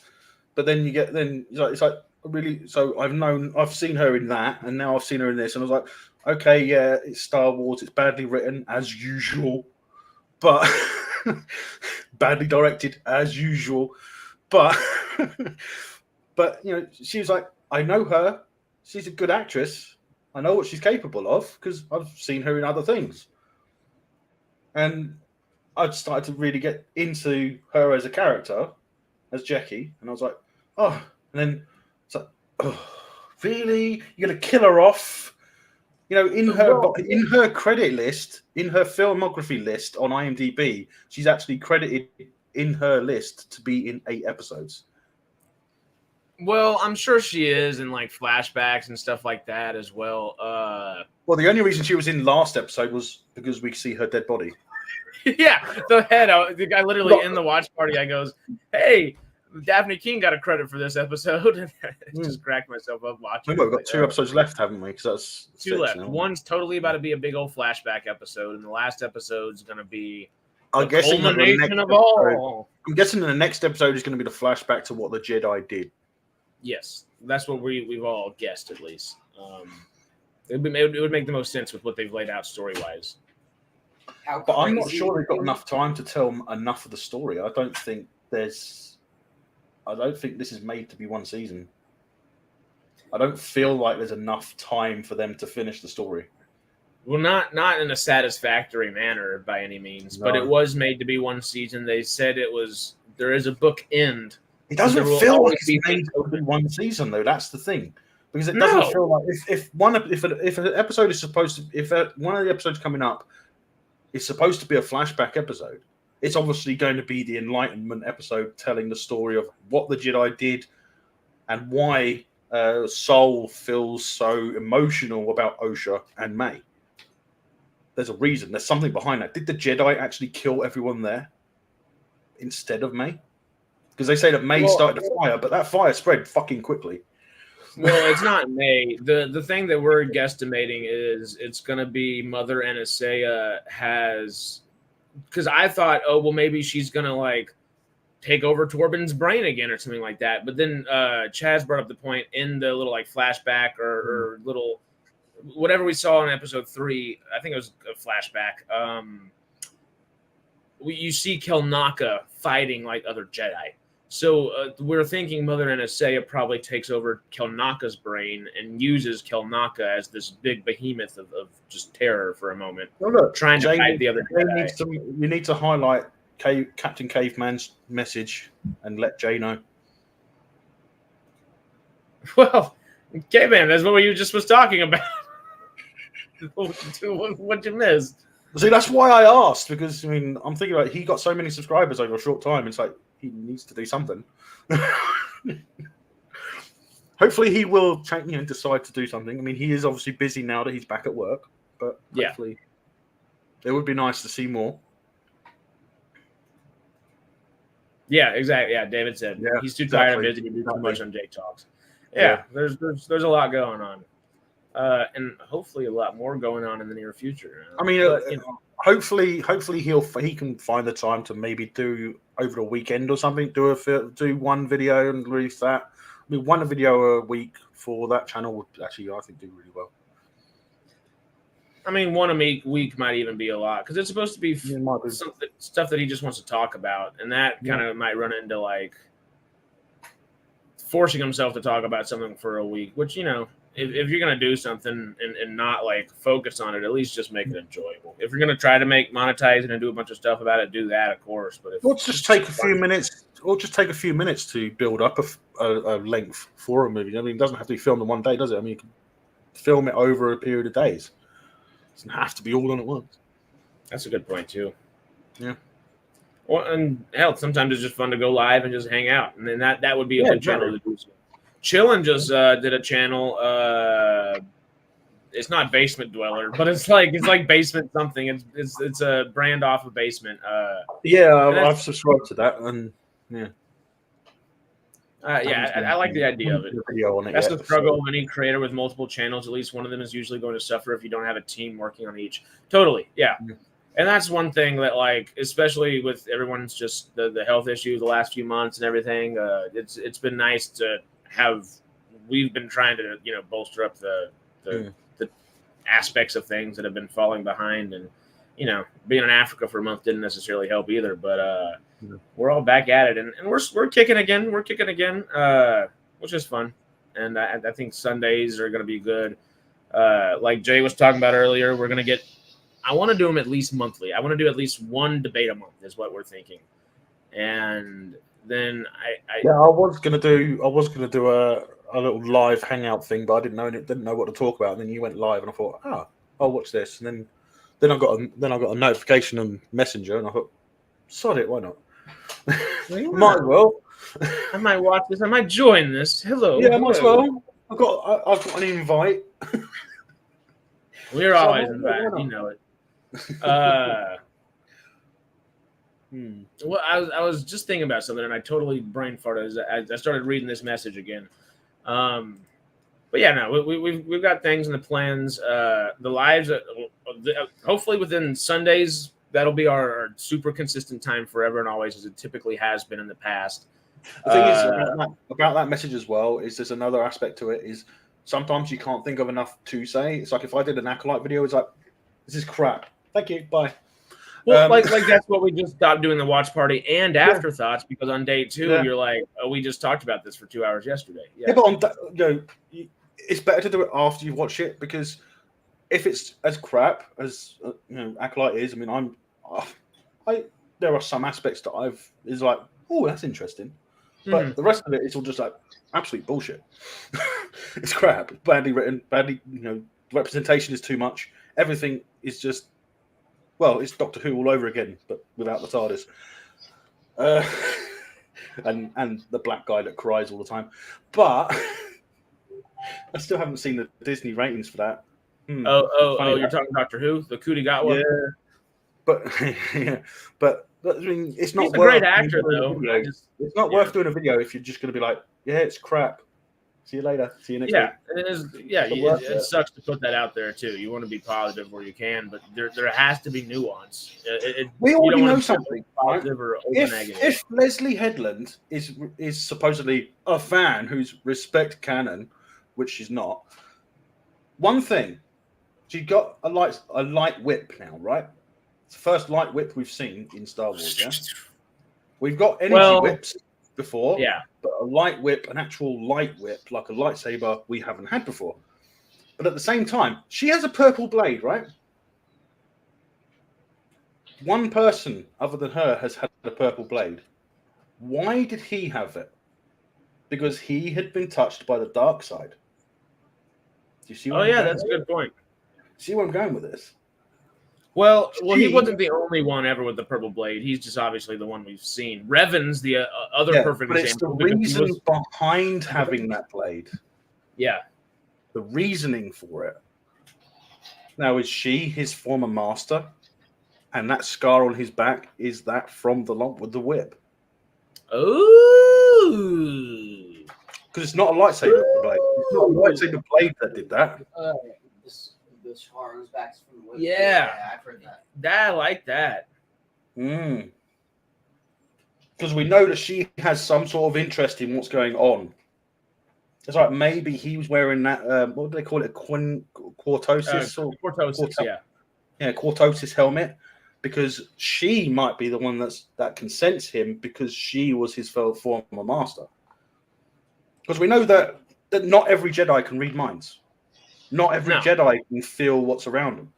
So having that literally, helmet, Qui-Gon and Obi-Wan didn't know Darth Maul was behind that door. Like, you know. So, yeah, for a start, you know, I had a theory that he was going to be the bad guy from the start, because it's like his character was like iffy. There was something wrong with the dialogue and the way he was presenting it. So when he was in the apothecary, I can't say it. When he was basically in that chemistry lab, just call it that. He wasn't wearing a helmet, and Sol, interrogated him. So it's not like Sol can read his mind. It's not every Jedi can do that, and they can't actually read mind. They sense emotions and feelings, right? Mm-hmm. Because he wasn't. If he wasn't wearing that helmet, and he is the bad guy, we know that. Then Sol would have known that he was May's master, because he wasn't wearing the helmet. Yeah, I mean, so Sol can't read people's minds, only emotions and feelings. I think Sol becoming the Acolyte and Vernestra maybe having some evil in her would both be really good things for this series, and make some of the things that wouldn't that be too obvious? You're telling me no one at the Jedi Synod has ever seen her whip? Find that hard to believe?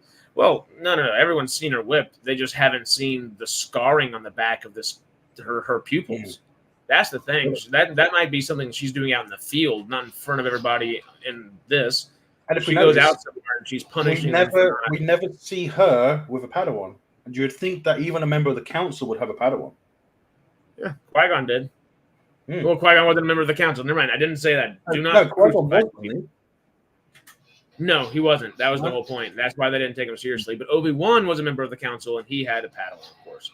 Yeah, of course. And so on and so forth. Mace was going on. Yeah, Mace was part of the council whenever he had Depa Billaba. Depa Billaba was part of the council when she had Kanan Jarrus or Caleb Doom at the time. So on and so forth. Don't you just love how Wikipedia changed information live whilst an episode was on? That is bullshit.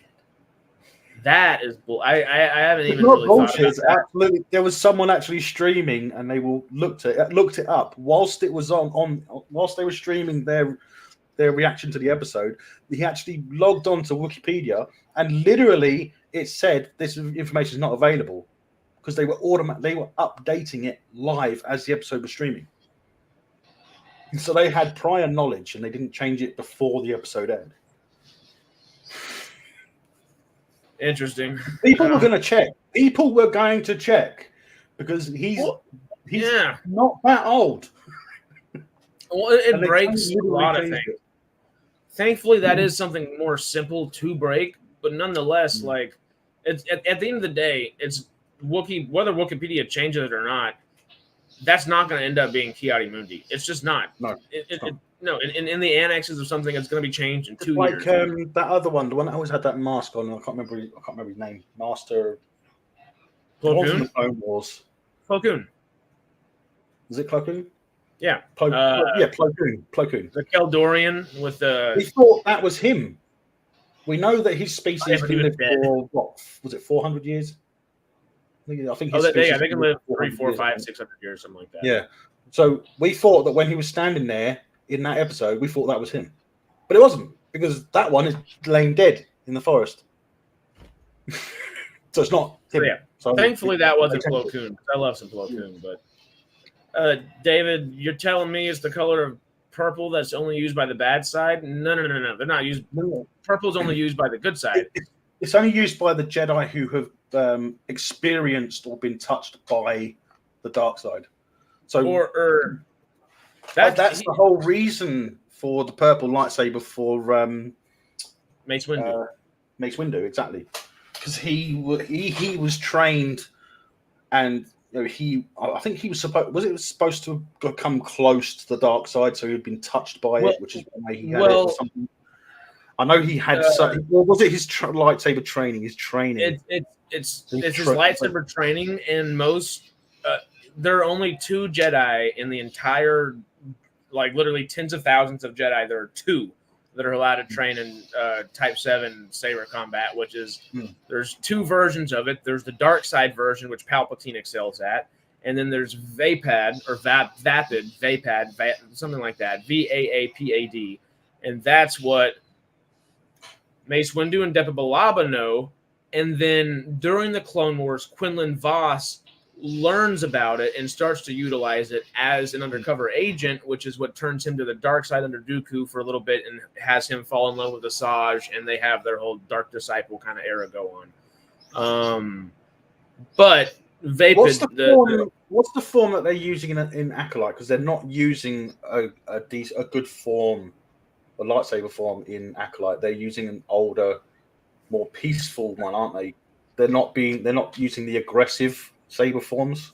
Yeah, I think they're using Jedi is trained in a more passive fight style, which is why they didn't stand up very well to the Sith, because the Sith is trained in pure hate. And I think that's why we keep getting like people referencing Obi-Wan, and they're like they kind of fight like him in a way, and it's because they're using the same style. And Obi-Wan used a very simple Obi-Wan is different.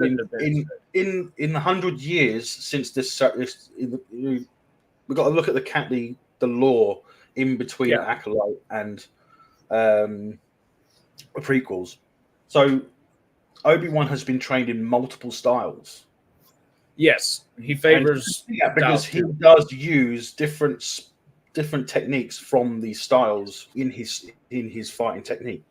So he's basically, but it's not like Anakin is using a different form. He's using a combination of 2 or 3 forms, which is the more 4 and 6 two more aggressive and 1 defensive, I think. Yeah.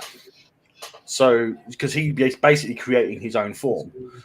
But the Jedi in Acolyte, they only seem to be training in maybe 2 forms, which were the defensive ones and more passive ones.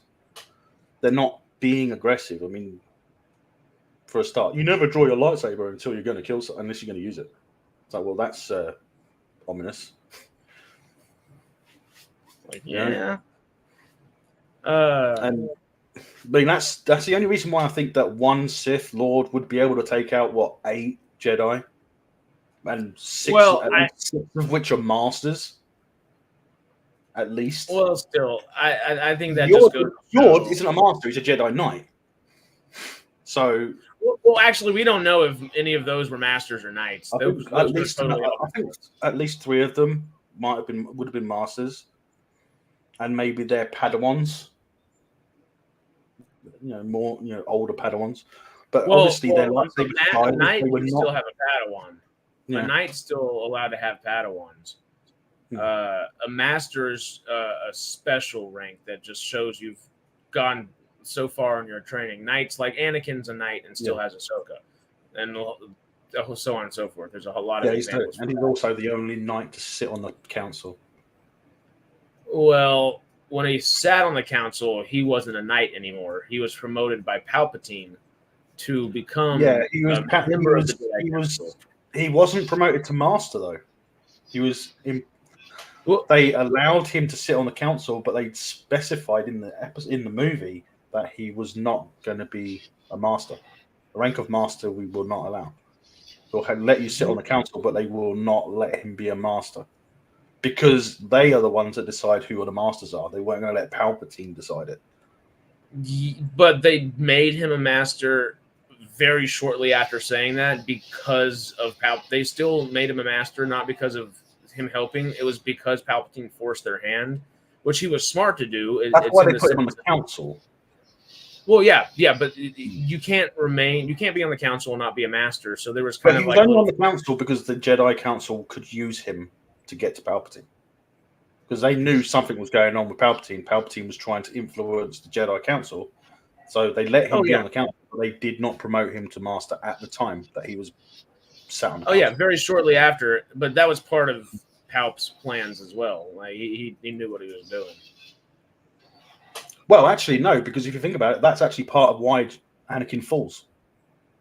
Because they don't make him a master. It's a big argument. It's a big conversation that he has with Padme. Well, yeah, but that's still all by design. And not make me a master. It's not fair. Yeah. I mean, it's still all designed by Palpatine, though. Yeah. Palpatine knew It's all if he put him designed. in that It's position, not they'd have designed to make him a master. Jedi. It wasn't Maybe not designed. It wasn't designed to interfere with the Jedi. It was designed to influence Anakin on his fall, to make it easier to take control of Anakin's mind. Well, both, because they're definitely, we're looking at I don't it from think the. he had any real interest in what's going on in the Jedi Temple. I don't think he. Oh cared no! He had a huge interest. He had a huge interest in Anakin. Anakin is what he wanted. He didn't want the Jedi. Of course, he wanted the Jedi as well, though. That was that not only was a power play from Anakin, and we're just wanting to say, hey, but he wanted to destroy the Jedi in the public's eye. He wanted to make the Jedi. Well, hold up. It's the aspect of politicalism that Star Wars doesn't that tends to be glossed over in a lot of Star Wars. Yeah, the Jedi have been inherently part of the Republic for so long. They've been a police force, and now not only are they a police force, that kind of it has always been just separate enough. It was like church and state, just kind of separated enough, And now throughout the Clone Wars, they have been inherently now they're generals in the military. So Palpatine literally has rank over them in certain places, and he wants to say, hey, well, if they're going to be leading our armies and representing us like this, the Republic needs a representative in the Jedi, which Anakin is the person he chose for that. It's a giant political ploy as well. It was very much for the Jedi to throw them off. And not only did it throw them off, it set Anakin up perfectly to, now Palpatine's putting you here for this, so you should be our spy against Palpatine. Why am I spying against Palpatine? He's only been nice to me my entire life. It's letting the cards fall, Yeah. He's setting the dominoes ready to push. Ready to push them over. It's perfect. Terrifying. But I mean, you could see the problem. The Jedi don't do well post-war. Look at the Knights of the Old Republic. 25,000 years before, not A New Hope, if I remember correctly. It's 25,000 years. 25,000 years. There was a war with the Mandalorians, so it was the Mandalorian Republic War. The Republic asked the Jedi to get involved in the war. They refused. And there were Jedi that volunteered to go and fight. The Jedi that went to fight, led by Revan, yeah, I love Revan, comes back, and at that time, he's ridiculed by the Jedi. The Jedi hate him because he's been to war. He's been touched by war. It doesn't, they held back from going to war for a reason, because the Jedi were pacifists. They're there for peace. They're not meant to fight in wars. But the drawback to that is, if they have lightsabers, why have they got, what are they for? And with Revan, he saw that he was basically being drawn out and ridiculed, and that's what made him turn to the dark side. He left the Republic, went to the Outer Rim, and that's where he learned how to become a Sith, and that's where he learned and became a Sith. And then he came back years later with an entire Sith fleet and overthrew the Republic. And then just sprinkle in some Mandalorian wars here and there, and toss some other stuff. Yeah, but the Mandalorians fought with him. The Mandalorians joined him in the war because he earned their respect, because he was responsible for the defeat of the Mandalorian warfare in the war. So they ended up fighting alongside him. The best trained soldiers in the galaxy of the Star Wars, the Mandalorians, at the height of their militaristic style of life. And they just joined the Sith in the combat because the Sith basically represented Revan. Yeah. They followed Revan. I mean, obviously this conversation and topic has been brought up 1,000 times in different places, and it's an easy just thought experiment to have. Yep. And I don't think, because I would love to, Star Wars needs just an overhaul in a big way, and we all know it. So the best thing to do, and thousands of people said it, is this is a problem that we're having now, because Leslie Headland, after the huge success of the Acolyte, wants to do a Knights of the Old Republic movie or series. Oh, I saw that. We need all that, but it needs to not be. We need that, but we need someone better, that knows what they're talking about, knows what they're doing, and is going to respect the law and So, the history okay. that exists. I don't think Leslie. The more it goes on, she's not the best writer in the world, and I don't think she's hired the best writers. There are other series that she's done which are significantly better. It's the problem with activists Well, involved in even I don't think she's putting as much of all that into this show as people are clamoring about. It's really not there, and that's why she's putting as much as she wants or has been told to put in. When was the last time you saw a Jedi or a Sith stripped down? Oh, well, of course. That's the whole thing. Yeah, sure. But, like... Oh, look, Osha is now falling in love with the Sith Lord that's kidnapped her. That's what's going around. That's what's going around in all the articles and stuff. You know that? If you noticed that. Everyone's saying, Osha is now in love. I don't know. I feel like there's in the articles, they're getting a pronoun wrong, because in the articles, they're saying... that it's a she or a her, not a them, they, like she's supposed to be.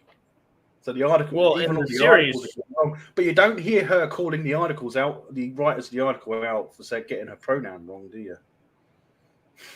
But if we did it, if we said she, it's not them, they, it's she, it's her, we would get called out by her, saying that we're bigots. I totally get the frustration, but also she's not coming on here saying anything to you. She's not coming on here saying anything to me. I think being so black and white about it, there needs to find new ones. Instead of coming on to talk to anyone about it, she's going to release a music video where she's like, but I don't think two wrongs never make a right. Let's find the nuance, and let's find the right place to talk about it. Let's talk about the good things in the series, the bad things about the series. Let's talk about the series and the storytelling at hand. The good things or the bad things, whichever ones exist the most. Yeah, well, precisely. But like outside of things, there's really, I mean, sure, there's a couple shirtless people, but quote unquote woke stuff. There's a little more of it, but like it's not any more than Mando season 3. Realistically, it's not. It's people are sure. Leslie Headland has said a bunch of stupid things in interviews, and Amanda Stenberg has said stupid things in interviews. HR and PR is the problem, and the show's problem is the storytelling, and it's not the politics. That's a common thing for anything involving Disney. Oh yes, and that's their biggest problem is HR PR. But we also have to be a better fan base in the sense of we have to find that nuance. There are things to complain about, and that's that HR PR stuff. But the show itself, how can you be a better fan base to speak out against the thing that you love and say, look, these guys are doing it shit. They're doing it wrong. They're absolutely terrible at it. We'll get someone else that's better. But if we should always do that, then we get attacked. Responding to vitriol with vitriol is never a good idea, and they're doing the same thing. That's the whole point of what I'm saying is we just got to. But the fan base has the right to do it in more than they do, because we're not attacking. We're not necessarily attacking. Like say, we may speak out saying Leslie Headland said this, Leslie Headland said that. It's like that's. I mean, I haven't done a video or anything talking about Leslie Headland saying this and that. What I do is I'm looking at the video, I'm looking at the episodes, I'm looking at anything I can find about it, and then I talk out about what I don't like about what I'm seeing, the show. So with Doctor Who, it was different because Doctor Who, that's closer to my heart because that's something I've grown up with. And that is something that has completely exploded. It hasn't just, in Star Wars, it was kind of like a downhill thing. It's like slowly, sort of, as each one came out, it got worse and worse and worse and worse. But with Doctor Who, it was like, there you go, done. It's different. Yeah, but very different. And that's what I'm trying to say is people keep saying Acolyte and Doctor Who in the same sentence, and really, Acolyte hasn't tried to politicize what it's done all that much. But the problem is everything's been burnt out because of Doctor Who. I can't do a video on Acolyte because it's not that I don't want to do it. It's not that I just can't think of anything to say about it. I can't half the time I can't remember what's happened in the episode because it doesn't hold my attention. It's like with Doctor Who. I can't remember everything that happened in the show, but I did a video pretty much for every episode that I was watched. But when I was sick, I couldn't. You know, same with Acolyte. I haven't been able to do a video for the Acolyte because I was sick most of them, pretty much. So, yeah, and you know, I know the Star Wars fandom. A lot of people are saying, "Oh, you know, Star Wars fandom, we're toxic. We hate everything." You know, blah blah blah. It's like, well, we don't. The problem is that a lot of the fan base for Star Wars, as well as Star Trek, they're passionate. It's the passion the fans have, and when you attack the passionate are going to react, and it's not going to be in a nice way. And that's what they don't understand. And that's when they come out and they say, "Oh, but that makes you racist. That makes you sexist. That makes you this and that." So it doesn't. It makes us a passionate fan. You're screwing up what we're passionate about. So what are we going to do as passionate fans? We're going to call it out. We're going to talk about it. We're going to say this is absolute rubbish. You know. And there are ways to do that without pushing more vitriol. There are ways at least I'm not like some YouTube channels on. Oh no, of course, no, of course.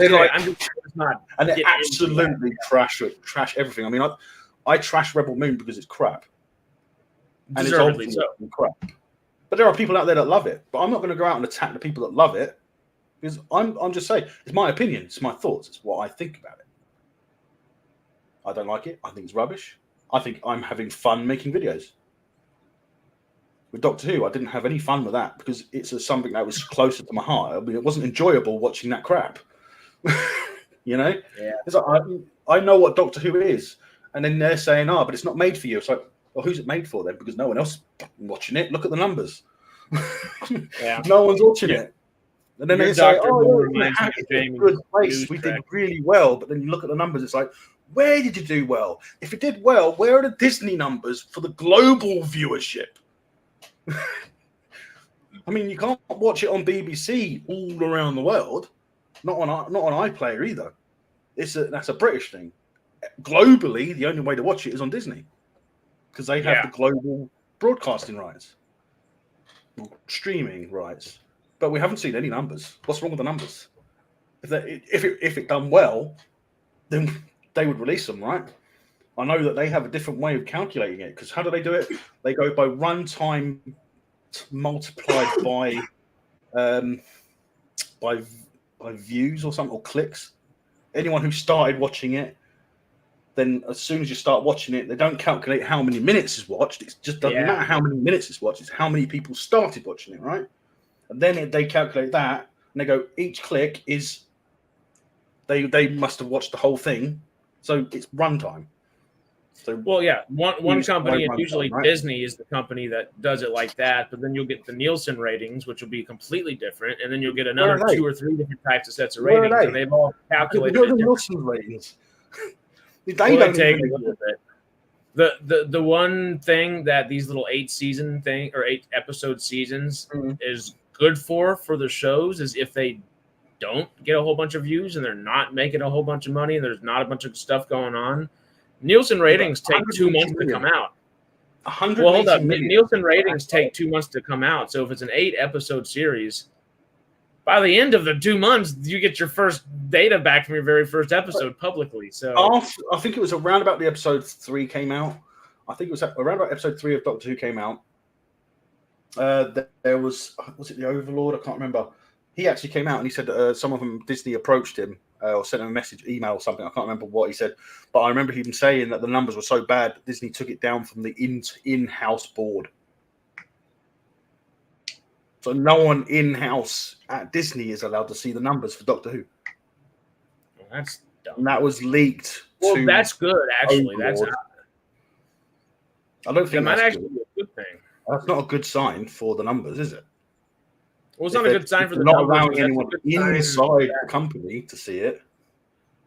Well, but that also might keep Disney from doing like what you were saying just a second ago, from saying like, oh yeah, the very first click on here means someone's watched it, because that's what they want to say. They want to get the best numbers they can. Yeah, but it's not one person. One click represents a household. Yes, 4 people, 3 people, whatever it may be. It's like 4 people is what they calculate, isn't it? 4 people per click. Something along those lines. It's ridiculous. No crossovers. No, they're not. Yeah, they are. They are talking about a Doctor Who crossover as well. There's a bit of interest in a Doctor Who Star Trek crossover. No, thank you. That could make a little more sense. So obviously I'm not well versed in Star Trek or anything like that. But what is the species? It's the Q. Is that the right thing? Yeah, the Q. Yeah, for Star Trek. The dude with the mariachi stuff going on, the sombrero and everything dancing around. So would they make sense as being like this thing that the Doctor is? What, the Time Lords? Yeah. No, because the Doctor isn't even technically a Time Lord anymore because they destroyed that idea. They made the Doctor the Timeless Child, which is a different species, so it's not even a Time Lord from Gallifrey. Could so that species be the bridging of the gap between the Time Lord? That was done with Jodie Whittaker's run. So, could that species be the interlinking species between the Q and the Time Hordes or whatever, and that's the way they cross over? I don't know. I don't know anything about either one of these franchises. That's just the first thing that comes to my mind. I don't know. I can't imagine it. No, I can't. I just can't imagine it. Doctor Who and Star Trek have always respected each other anyway, because they've always had references to each other in their shows anyway. There was an episode where there's a painting and there's a TNG crew standing in the painting in uniform. You can clearly see the uniforms. You can clearly see that it's supposed to be something. It looks like it's supposed to be Picard and a couple of others like Data, all in a distance on a different level in a distance. It would be a little weird. Sorry, go. They do reference each other, so. Okay. Well, I mean, obviously, once again, I don't know anything about either one of these franchises. Truly, at the end of the day. Yes, Santo Ranger. It is owned by Disney still, but it is still owned by the BBC, but it's licensed to Disney for global streaming. And Disney paid for it by giving them, I think it was like $100 million to put into Doctor Who, which is another reason why it looks terrible, because they put more money into it. Or at least on a lower budget, you have to be careful what you do with it. When you got $100 million to spend over 2 seasons, where you would normally have, say, $10 million for the entire show, it's a lot of money.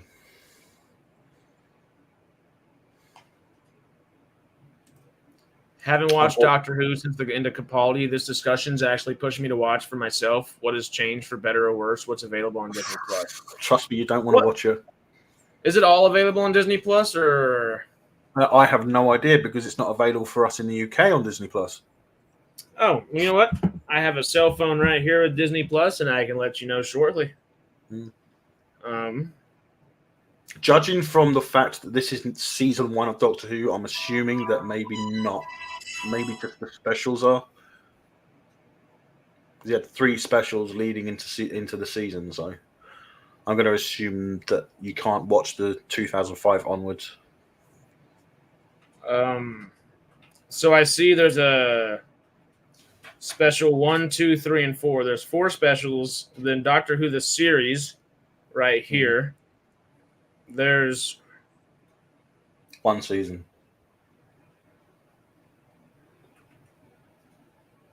One season. I can't see it. Yeah, that's just one season. Yeah, that's just 1 season. Season 1. That's it. Yeah. So they don't have any of the actual Doctor Who stuff? Well, no, because they wouldn't want you to compare it, would they? Would you, to see this is how good it used to be? What the hell is that?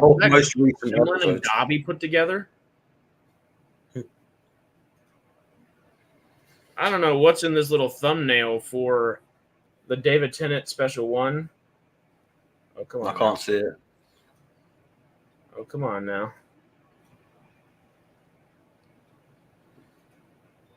And okay, whatever. The special number 1, there's a little thing that looks like Dobby and a gremlin put together, and I don't know.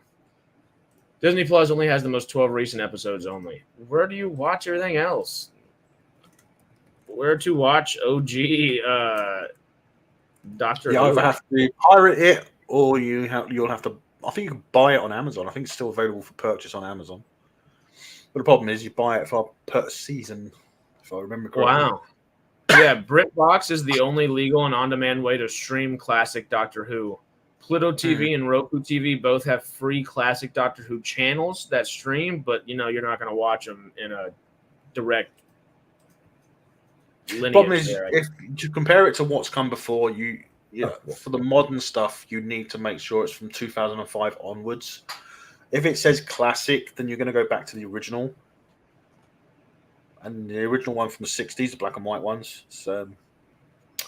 they won't hold up to a modern audience. Let's put it that way, because of the way they were made. But they are. I mean, growing up with it, I watched it basically. Well, I mean, shoot. Arguably, Stargate doesn't even hold up for modern audiences. Like, just you get into Replicator. Nothing from the 90s would really hold up. But it's still all lovable, and it's still some damn good storytelling. So I'll take it all day, every day. Yeah. That was one thing I was worried about. This guy started watching Stargate a few months ago, and I'll call him every now and then. He's like, "This is great." I'm like, I was so glad, because I was worried about just modern sensibilities. I don't think you can hate Stargate so much as love it. I mean, I love it. I mean, I enjoyed it. I didn't necessarily watch it when it first started, because I wasn't in a place where I actually had a TV accessible to watch it. 1 to 26, yeah. Sorry, Is it actually 40 seasons? It's a 40-year-old franchise. I know, but I thought they took big old breaks in between stuff. I thought it was like 20 seasons. I think is that 1 to 26? Is that the classic ones?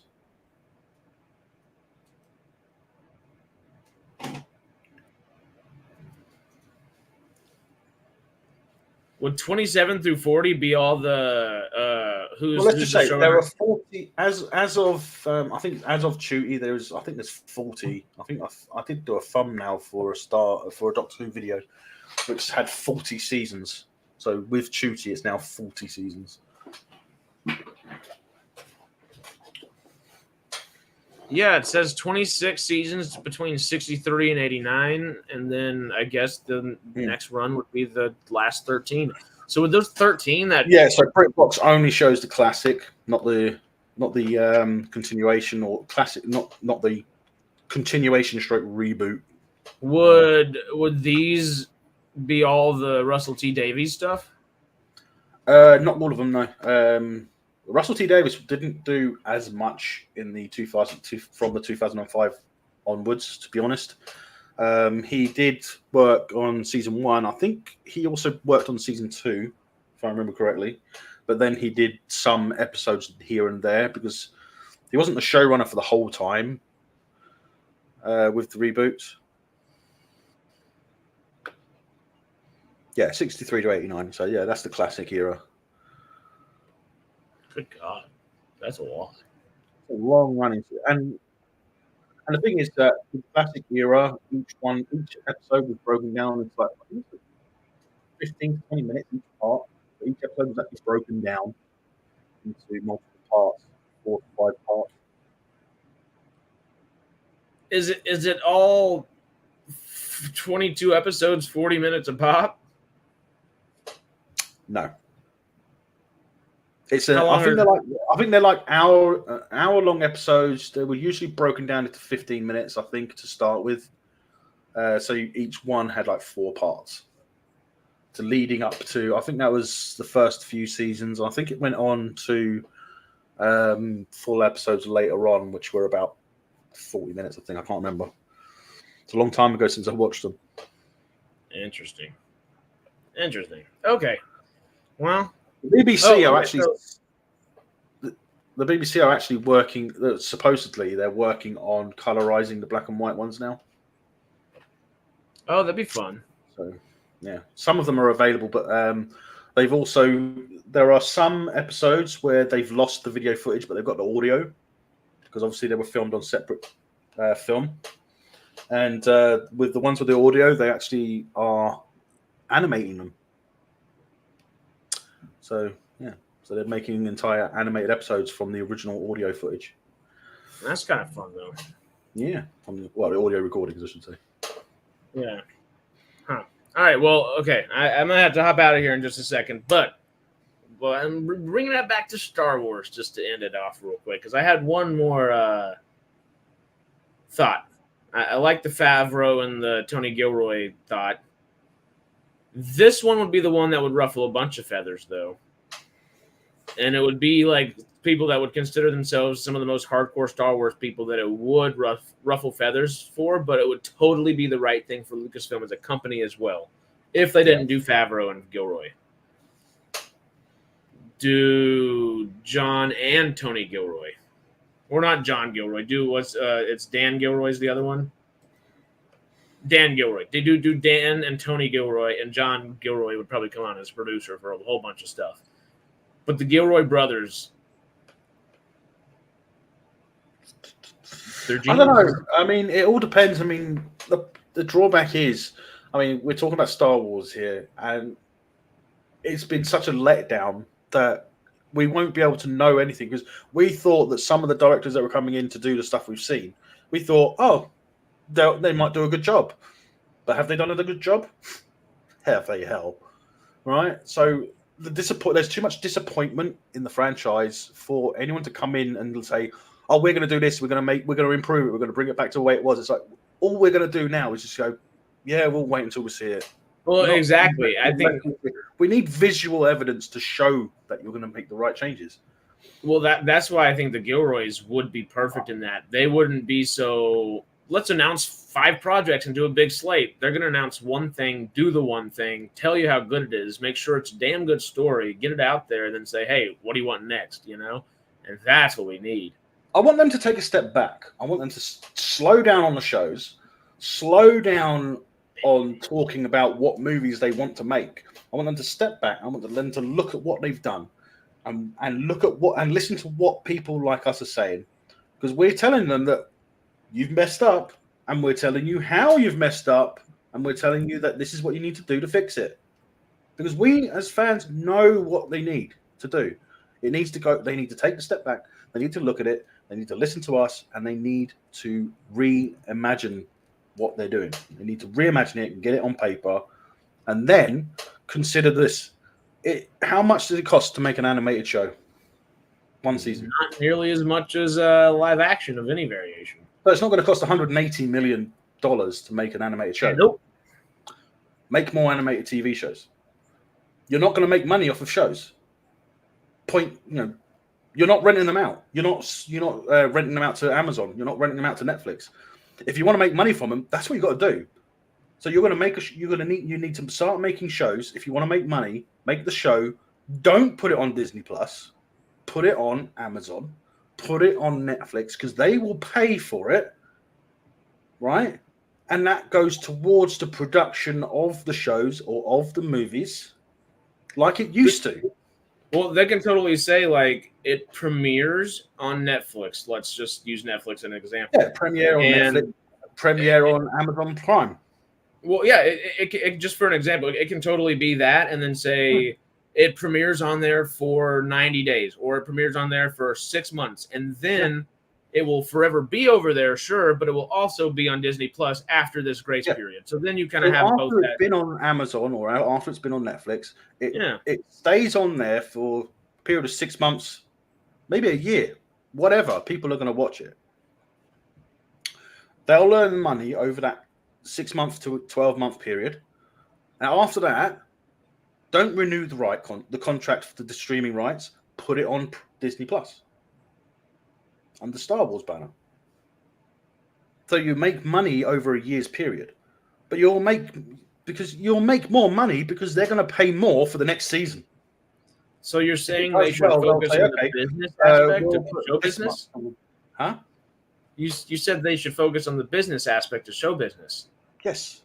Because they're not focusing on the show aspect of the show business either. And right now they're just kind of like, here we are. They need to focus on going backwards. They need to step back and think, right, we need to look at what they used to be doing with it. Disney stuff used to be on Amazon Prime, for instance. Disney had their own channel on, Amazon had their own channel on Prime, which we had to pay a subscription fee for. Mm-hmm. Right? But now that doesn't exist, which means that Amazon are not paying money towards Disney to for the right to have it streamed on Amazon, which means they're losing money. That's the whole problem with the streaming platform system as it is.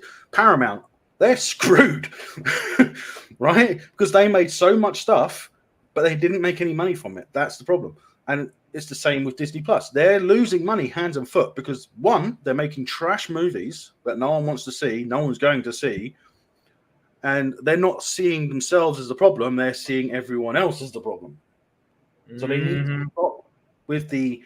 They want to stop. They need to stop being negative about the fans because they have attacked us constantly. Even if someone said, what's one of the first things they said about Acolyte? They said, if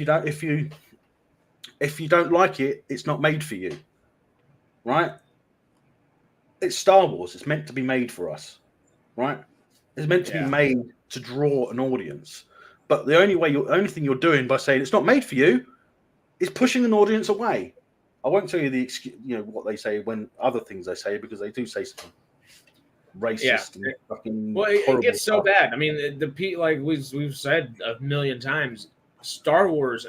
Disney in general, not just Lucasfilm and Marvel is probably a little lesser in this. And yes, is essentially everyone just wants. It exists everywhere now. It's been in Star Trek. It's in Doctor Who. It's extreme in Doctor Who, and it's everywhere. You can't look at a Marvel film now and say, is there DEI involved in that? I don't think so. You can't say that. Well, even beyond that, just the way studios are having conversations with their fans or the lack of conversations. Disney in particular has a huge HR and PR problem. PR, is the big thing. PR is their. They had a vice president get caught in an undercover video. Have you seen that? One of the VPs of Disney got caught in that undercover sting. He thought he was on a date with two women, and they were secretly recording him, and he was literally saying what everyone's been saying about Disney: how if you're a white straight male, then they're not going to hire you, and he literally said it. And it's been going on. It's a 3-part thing that's been going on I think it's on X. Can't remember the channel though. It's weird. All right. But yeah. Well, we just hit 2 hours, 45 minutes. I'm with you, Sarah. I think it might be time to say goodbye. I think it has been a long stream. Political, but it's just the way things are right now. It is. And we talk about it on Tuesday. There's more to talk about on Tuesday. Just good Lord. Well, the world goes through ups and downs. We're in a few years of down, I think, right now, and I'm excited for the few years of up that are on the way because I'm an optimistic man. Over here in the UK, we are now in a downhill slope. Well, sorry, it's a downhill slide to the left, thanks to Labour's win. So that's I don't even know which side's which over there. I know I can't focus on anything. I barely can focus on the politics over here. It's just all BS. Well, put it this way: we have a prime minister that, in his first speech, he said, "I'm not gonna differentiate between the people who supported me by voting for me and the people who didn't support me by not voting for me." It's like, well, you shouldn't discriminate against either of them. You should do, and he said, I think it was like yesterday or today. He said that he's going to work for the country first. So the country first. Like, yeah.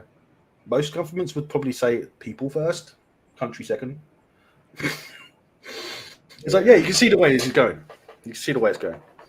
So at some point, our actual right for freedom of speech is going to be questioned in this country. We'll lose it if something doesn't happen. So. Okay. Mark or Steve. I don't know what the little Jedi, the young Jedi, the Padawan that she brought with her, Vernestra, the green lady. I honestly, I think this might be what Quest was saying a little bit ago about Vernestra might just be she might be a Jedi. She might be quote unquote on the light side, but there's a reason she's got a purple lightsaber. She has to have been touched by some dark side, or at least touches the dark side every now and then. Maybe that's why yellow sabers as well. So, well, maybe that's why that Padawan that went with her was scared to tell her about Soul. Is maybe they people? I would assume if she is known to be a little violent, maybe would you want to go talk to her and say, "Hey, we got to go on this mission"? Who's she likely to bring? The person that's talking to her, standing in front of her right now. I wouldn't want to tell her either, honestly. But that's if this theory makes sense, which it would make sense. That would help it make a lot more sense. But as we've been talking about, his back does not look like it was done by a lightsaber, but it could have been done by a light whip. Well, yeah, the lightsaber whip has plasma in it, so it's not like it's not full. Yeah, but we know that you can change the length of a lightsaber blade, right? Mm-hmm. So can you actually turn down the intensity of the blade to make it so it's not so powerful as well? So maybe it would make sense for training, wouldn't it? Well, if she's adding plasma into a blade to kill. I mean, you don't want to spar with your Padawan and cut his hand off by accident, do you? So you turn the intensity of the blade down, wouldn't you? To make it so it'll maybe give a shock instead of burn your hand off. Yeah, like a quick burn or something, and you're like, the burn does look electrical, but that whip is the only thing I can see in this show that can actually do it. It's almost like he was right at the end, and as the one right at the tip of the blade hit the back, he hit his back, and an electrical charge went through his back. That's what it looks like. It looks like an electrical burn. But is that lightsaber that type? I mean, did it look like it was electrical aspect to it when it cut that thing up?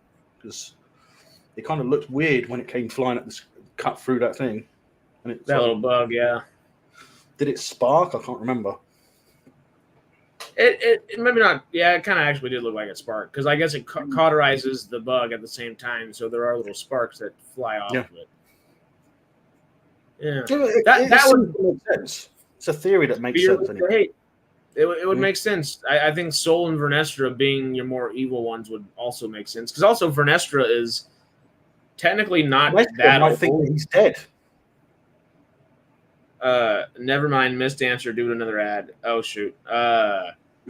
Well, shoot. I don't know. YouTube Premium is literally. I've had it for a few years, and it is the best way to do it. I know it's a couple extra bucks, but it is amazing. Best music. YouTube Music is you get with it. It's the best music thing there is, so on and so forth. I could totally be an ad for YouTube, but like, God, I think they're just doing a lot more ads. I don't know exactly what it is, but yeah, if YouTube Premium might be something to think about. It's better than most streaming services, and with it, you do get a lot of free movies and a whole bunch of other stuff as well. So, hell, there are upsides to everything. Choose wisely where you spend your dollars, but YouTube Premium is already a Patreon. No, I'm not talking about member. YouTube member wouldn't do anything about ads. I'm talking about YouTube Premium. Yeah, premium. I can't remember how much it costs. Is it $6.99, something like that? I can't remember. Something like that.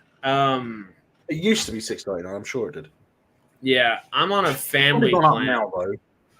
So it's a little different. Because I do that because my little sister has a Google phone and I do too. So we just it makes sense to have a family plan. Yeah. But it's like $16 a month for YouTube Premium family plan, but it's not bad. I think it's somewhere around £6-7. I don't think it's even as much. I don't think it's as much as Amazon Prime. Yeah, it's right in that same kind of ballpark. Yeah.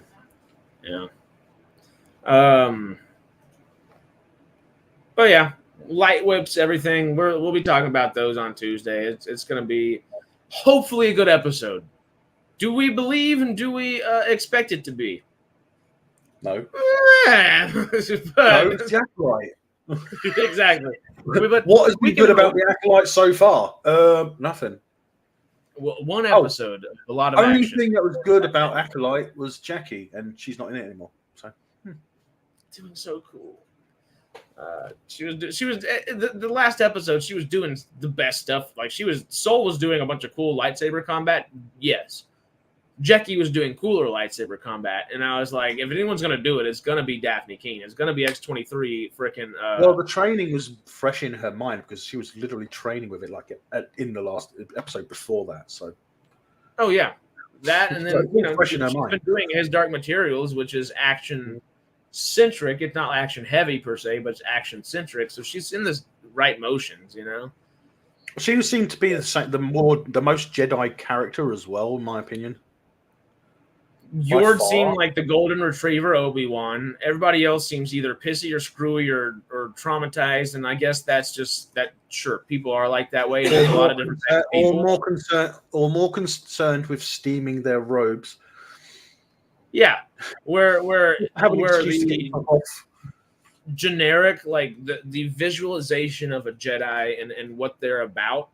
Jecki's the person that stood by that the most out of everybody. I've never thought about a Jedi caring whether they get a bit dirty or not. I've never thought about that at all, especially considering that the fact that in the Phantom Menace you see Obi-Wan and Qui-Gon swimming in their robes. That's not exactly clean water, is it? I mean, that's no, totally. And Obi-Wan would be the guy that you would think would be like, oh, get that dust off me, especially like Attack of the Clones and Return of the Jedi. Return of the Jedi. Look how scruffy Yoda looks in his robes. He doesn't exactly look clean, does he? Well, I could imagine that Jedi think their robes like a karate gi. You get a bit of blood on your belt, that's there. You've earned that. But you keep your gi nice and clean. So you keep your belt. Who's got to give Yoda the sponge baths at the end of the day? Because he is $900. In America, is it $12? Jeez. Yeah, it is a little pricier. But you isn't everything in America? Yeah, but the good thing about that I will even give them a little bit of leeway is you do have YouTube Music, which is a bigger library than both Spotify and Apple Music, and you get every podcast that's on any Apple or Spotify, any podcast. Speaking of YouTube Music, I've been listening to Order 66 March, the March of the Clones. Yeah, they're marching up the ramp to the Jedi Temple. Oh, amazing! A lot of CG right there, but it's still great. But no, like YouTube Premium is a little pricey for damn sure, but it is literally a streaming service times 2.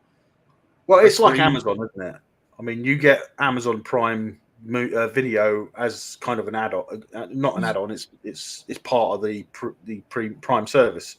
So that's the easiest way of saying. Let's just say it's worth it. Yeah, where you the ad-free aspect of YouTube Premium is literally the cherry on top. It's except with Amazon Prime, you have to pay a little bit extra to get ad-free now. I think you have to pay an extra $2.99. Slippery little. Well, they're not literally. They're just catching up to YouTube. YouTube set a proper price, I think. Well, $12 is realistic. That's one other thing where like all these other streaming services start off at $5, start off at $7. Where are they now? $12 is a price that it's been that way for however many years. It all depends on how much content you watch on YouTube. Does it make it worth paying $12 a month? Yeah. If like I guess if you want it constantly, it's worth it. If you're constantly watching content on YouTube, it's worth paying for. Agreed. If you sat with us for 3 hours, it's worth paying for. Yeah. I mean, if you're just watching realistically a few things every couple of days or something, which I can't imagine anyone's only watching 2 or 3 videos a day. I can't imagine everyone would be watching multiple videos, right? I mean, I don't know how many videos I watch on YouTube a day. $8.99 with ads, $11.99 without. Free. Yeah, it's just one of your choices. That sounds about right. Yeah. Yeah. Well, we are 3 minutes away from 3 hours. What should we say for 3 minutes? I want to hit 3 hours and we'll call it a day. I don't know. What are y'all thinking? Axel F, great movie. I liked it. Axel F, I liked it. Beverly What? Hills Cop, Axel F. Oh, Axel F. I thought you were saying like a I don't know what. I was like trying to just figure it out. I was like, huh? But What? Axel F. I don't know. I thought it was like axolotl or something for a minute. I was trying to decipher what you were. I was like, what? But Axel F. No, that was it good. I've been wanting to watch it. It was really good. I mean, it made me nostalgic to watch the first one. Cool. Because the second and third And are it actually a little has. The one thing that I wanted it to have was the Heat Is On music, the song, the Heat Is On, and it was in it, so I was happy. Did it do it as properly as Top Gun Maverick did their song?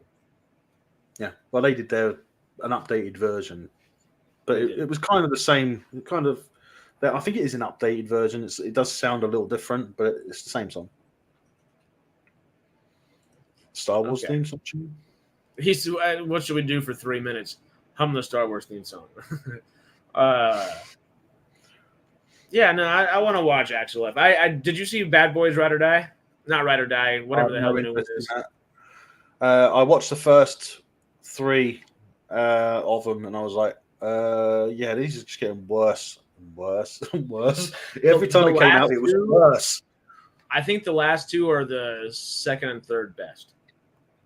I love the You're first. You're going to tell me that Porsche in the first one is faster than basically what amounts to a Shelby Cobra. For a start, Shelby Cobra has that horsepower. Does a Porsche beat a Shelby Cobra? In what? What's the context? Not Beverly Hills Cop. Bad Boys. That race part in Bad Boys. Where you've got the Shelby, I think they use the Shelby Cobra, or it's either the Shelby Cobra or the AC Cobra versus that Porsche that he has. Porsche 911, right? Yeah, I don't think the 911 would be able to keep up with that Cobra, would it? No, it wouldn't. And he keeps saying in the film, "This is a faster car." It's not. It's not. It really ain't. It's really not. It technically speaking is a quicker car because it's 0 to 60 would be faster, but it overall handling and that Cobra was modified AC Cobra, modified by Shelby himself. So it's hard to say, right? But I think the Cobra would win. Cobra definitely wins overall, 100%. Because that car is actually banned in the UK. Do you know why? The Cobra is? The Shelby Cobra. Cobra. Really? Yes, because we have the AC Cobra, which that car was built out of.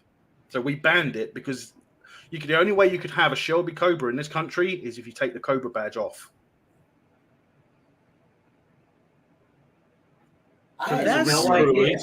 It's originally an English car. Okay, well, Justin's coming in here. He's saying a Cobra weighs too much. The Porsche would beat it.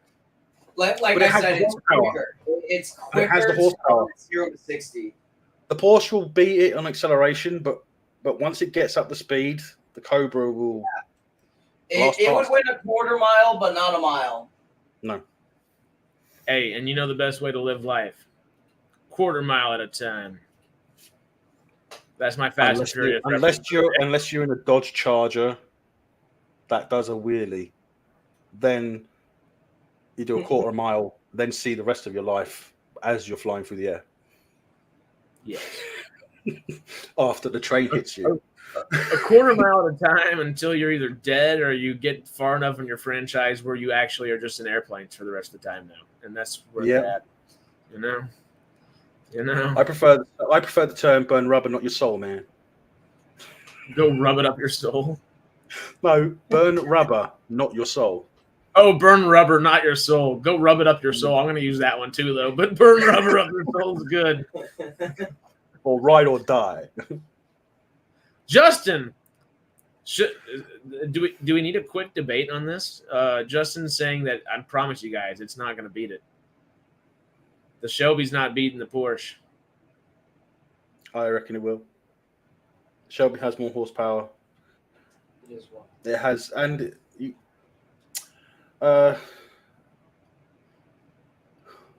power to weight wise, the Shelby is heavier and it's got more horsepower.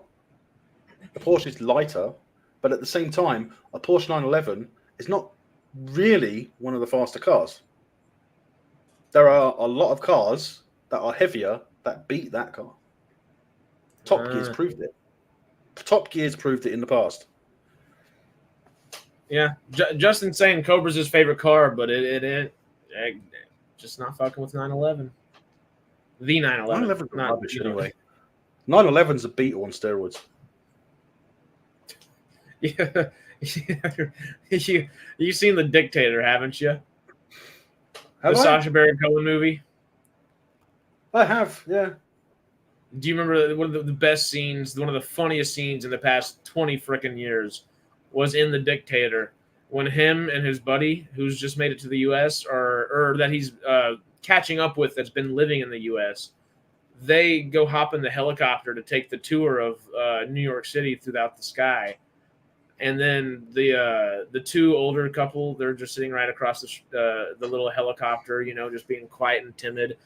And then they start going, Justified.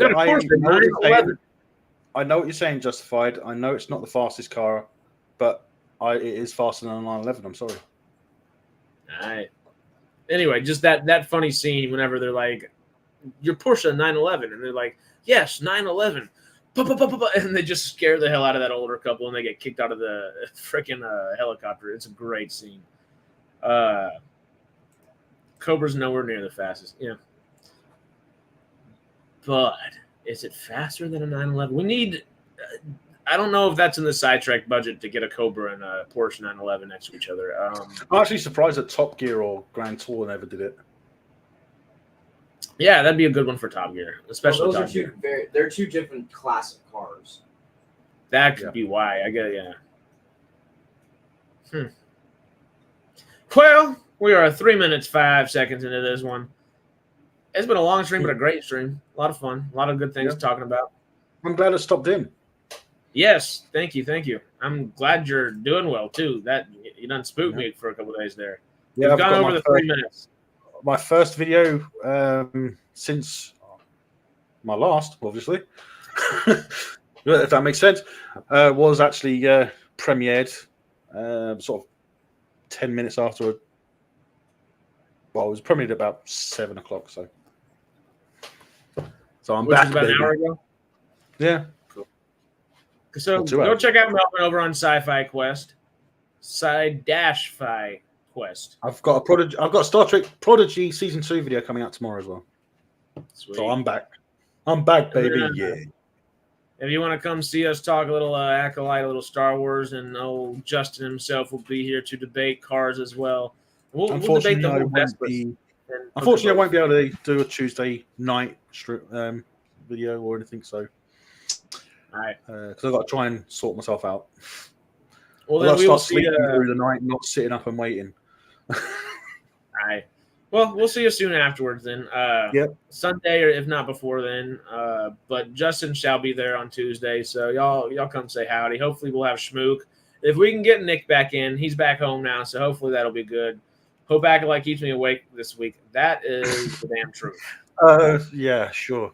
The flashbacks even that could be iffy.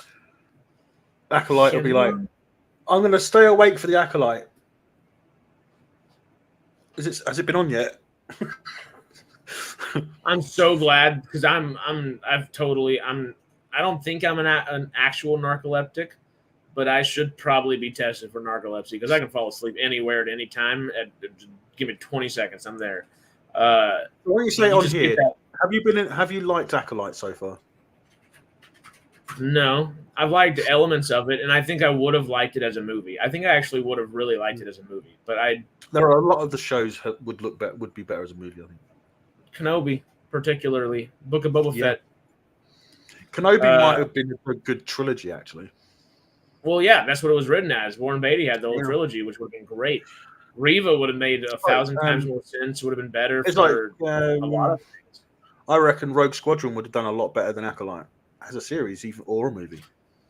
Oh, in a big way. I think Rogue Squadron makes more sense as a series than a movie, honestly. And a lot of the things they've been, it's like vice versa. Kind of like that Horizon, the new Kevin Costner movie. I walked out of there. I was like, okay, this is an Acolyte. This isn't Kenobi. Usually I'm complaining about things that should be a movie. This should have been a TV show. Like, you know, it was the exact opposite feeling. And it was still like, it just, I don't get it, because Kevin Costner, you would think he would have his finger on the pulse for what people want, especially whenever something like that over 3 minutes. Yeah, we're over the 3. But Costner, you would think he would at least have his finger on the pulse a bit more. I'm surprised he didn't.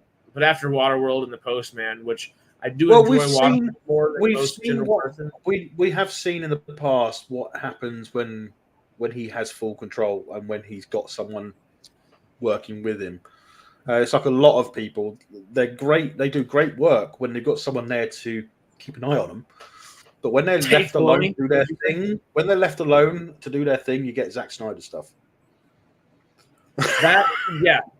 You get Snyder. Any good film that Zack Snyder has done, he's either had his wife or his son involved. That, and then, I mean, my favorite one he's ever done is Watchmen, obviously, and that had, maybe Alan Moore wasn't 100% involved, but you got to please Alan Moore to some degree. So that alone was kind of like reins that he just had to keep reining himself in, self-check, you know. But yeah, Dawn of the Dead and all the other ones, 300, those are kind of his better ones. And I don't think 300. Personally, I don't think 300 was all that good, to be honest. I don't think it's a great movie. I think it's a really good movie for what it is. It didn't deserve a sequel, though. No. Was it? I never even saw Rise of the Empire or something. Rise of an Empire. I can't remember. I just remember it had to do with Athens and Navy stuff. I never saw it. It was to do with the Persian fleet, wasn't it? There we go. Yeah. Okay. Yeah. And then the third one was going to deal with Alexander the Great. And he never got into that. Rogue Squadron, David. Rogue Squadron as anything would be good. I would love to see a live-action movie followed by an animated series, maybe. That might be good. Even with how bad frickin' Wonder Woman 2 is, I do like Patty Jenkins as a director. I've liked everything she's done prior to Wonder Woman 2. And she loves, her dad's a fighter pilot. That video that she made about all that was inspiring. That was like, oh, we're going to get some good Star Wars. Thank fuck. And we never got it, of course. So I think, literally, like you just said, any kind of Rogue Squadron would be good. And if Patty Jenkins is still involved to some degree, I think it'll be really good. I would hope, at least. Yeah. Shit. Well, we are past our 3 minutes. Go a lot longer with this stuff, but we've got to call it a day at some point. I think so. Stop saying interesting things, guys. Come on now. I'm kidding. Never stop saying interesting things. But we'll talk about all these interesting things in the next stream. Thank y'all, as always, for being here. We love y'all. We appreciate you. Once again, check out Melvin and Sci-Fi Quest. What is that? Sci-Fi Quest. You got to have that dash. They're picky about that over here on the YouTubes. No dash. No dash? No dash. I was testing y'all, and there is no dash. It's Sci-Fi, then Quest. Oh, okay. That's what I meant. Yeah, that's what I meant. I guess I wasn't saying it correctly. Get it right, man. Jesus. Sci-Fi Quest. The ogre will come out. Y'all got it. What he said. What? Not that. No, not that one. This one. That one. But once again, we love y'all. We'll see y'all soon. You should do next time. You should do a long stream. Next time, I think we're gonna do a really, really long stream. It's gonna be next time. We'll do a really long stream, but it'll turn out to be 10 minutes. Exactly. And we'll plan for a really short. We'll plan for a 42-second stream, and we'll stay on for 14 hours. It just depends, But that's all we got from today. We'll see y'all on the watch party on Tuesday. Y'all go check out Melvin's video that he released an hour ago, and see you soon. Later.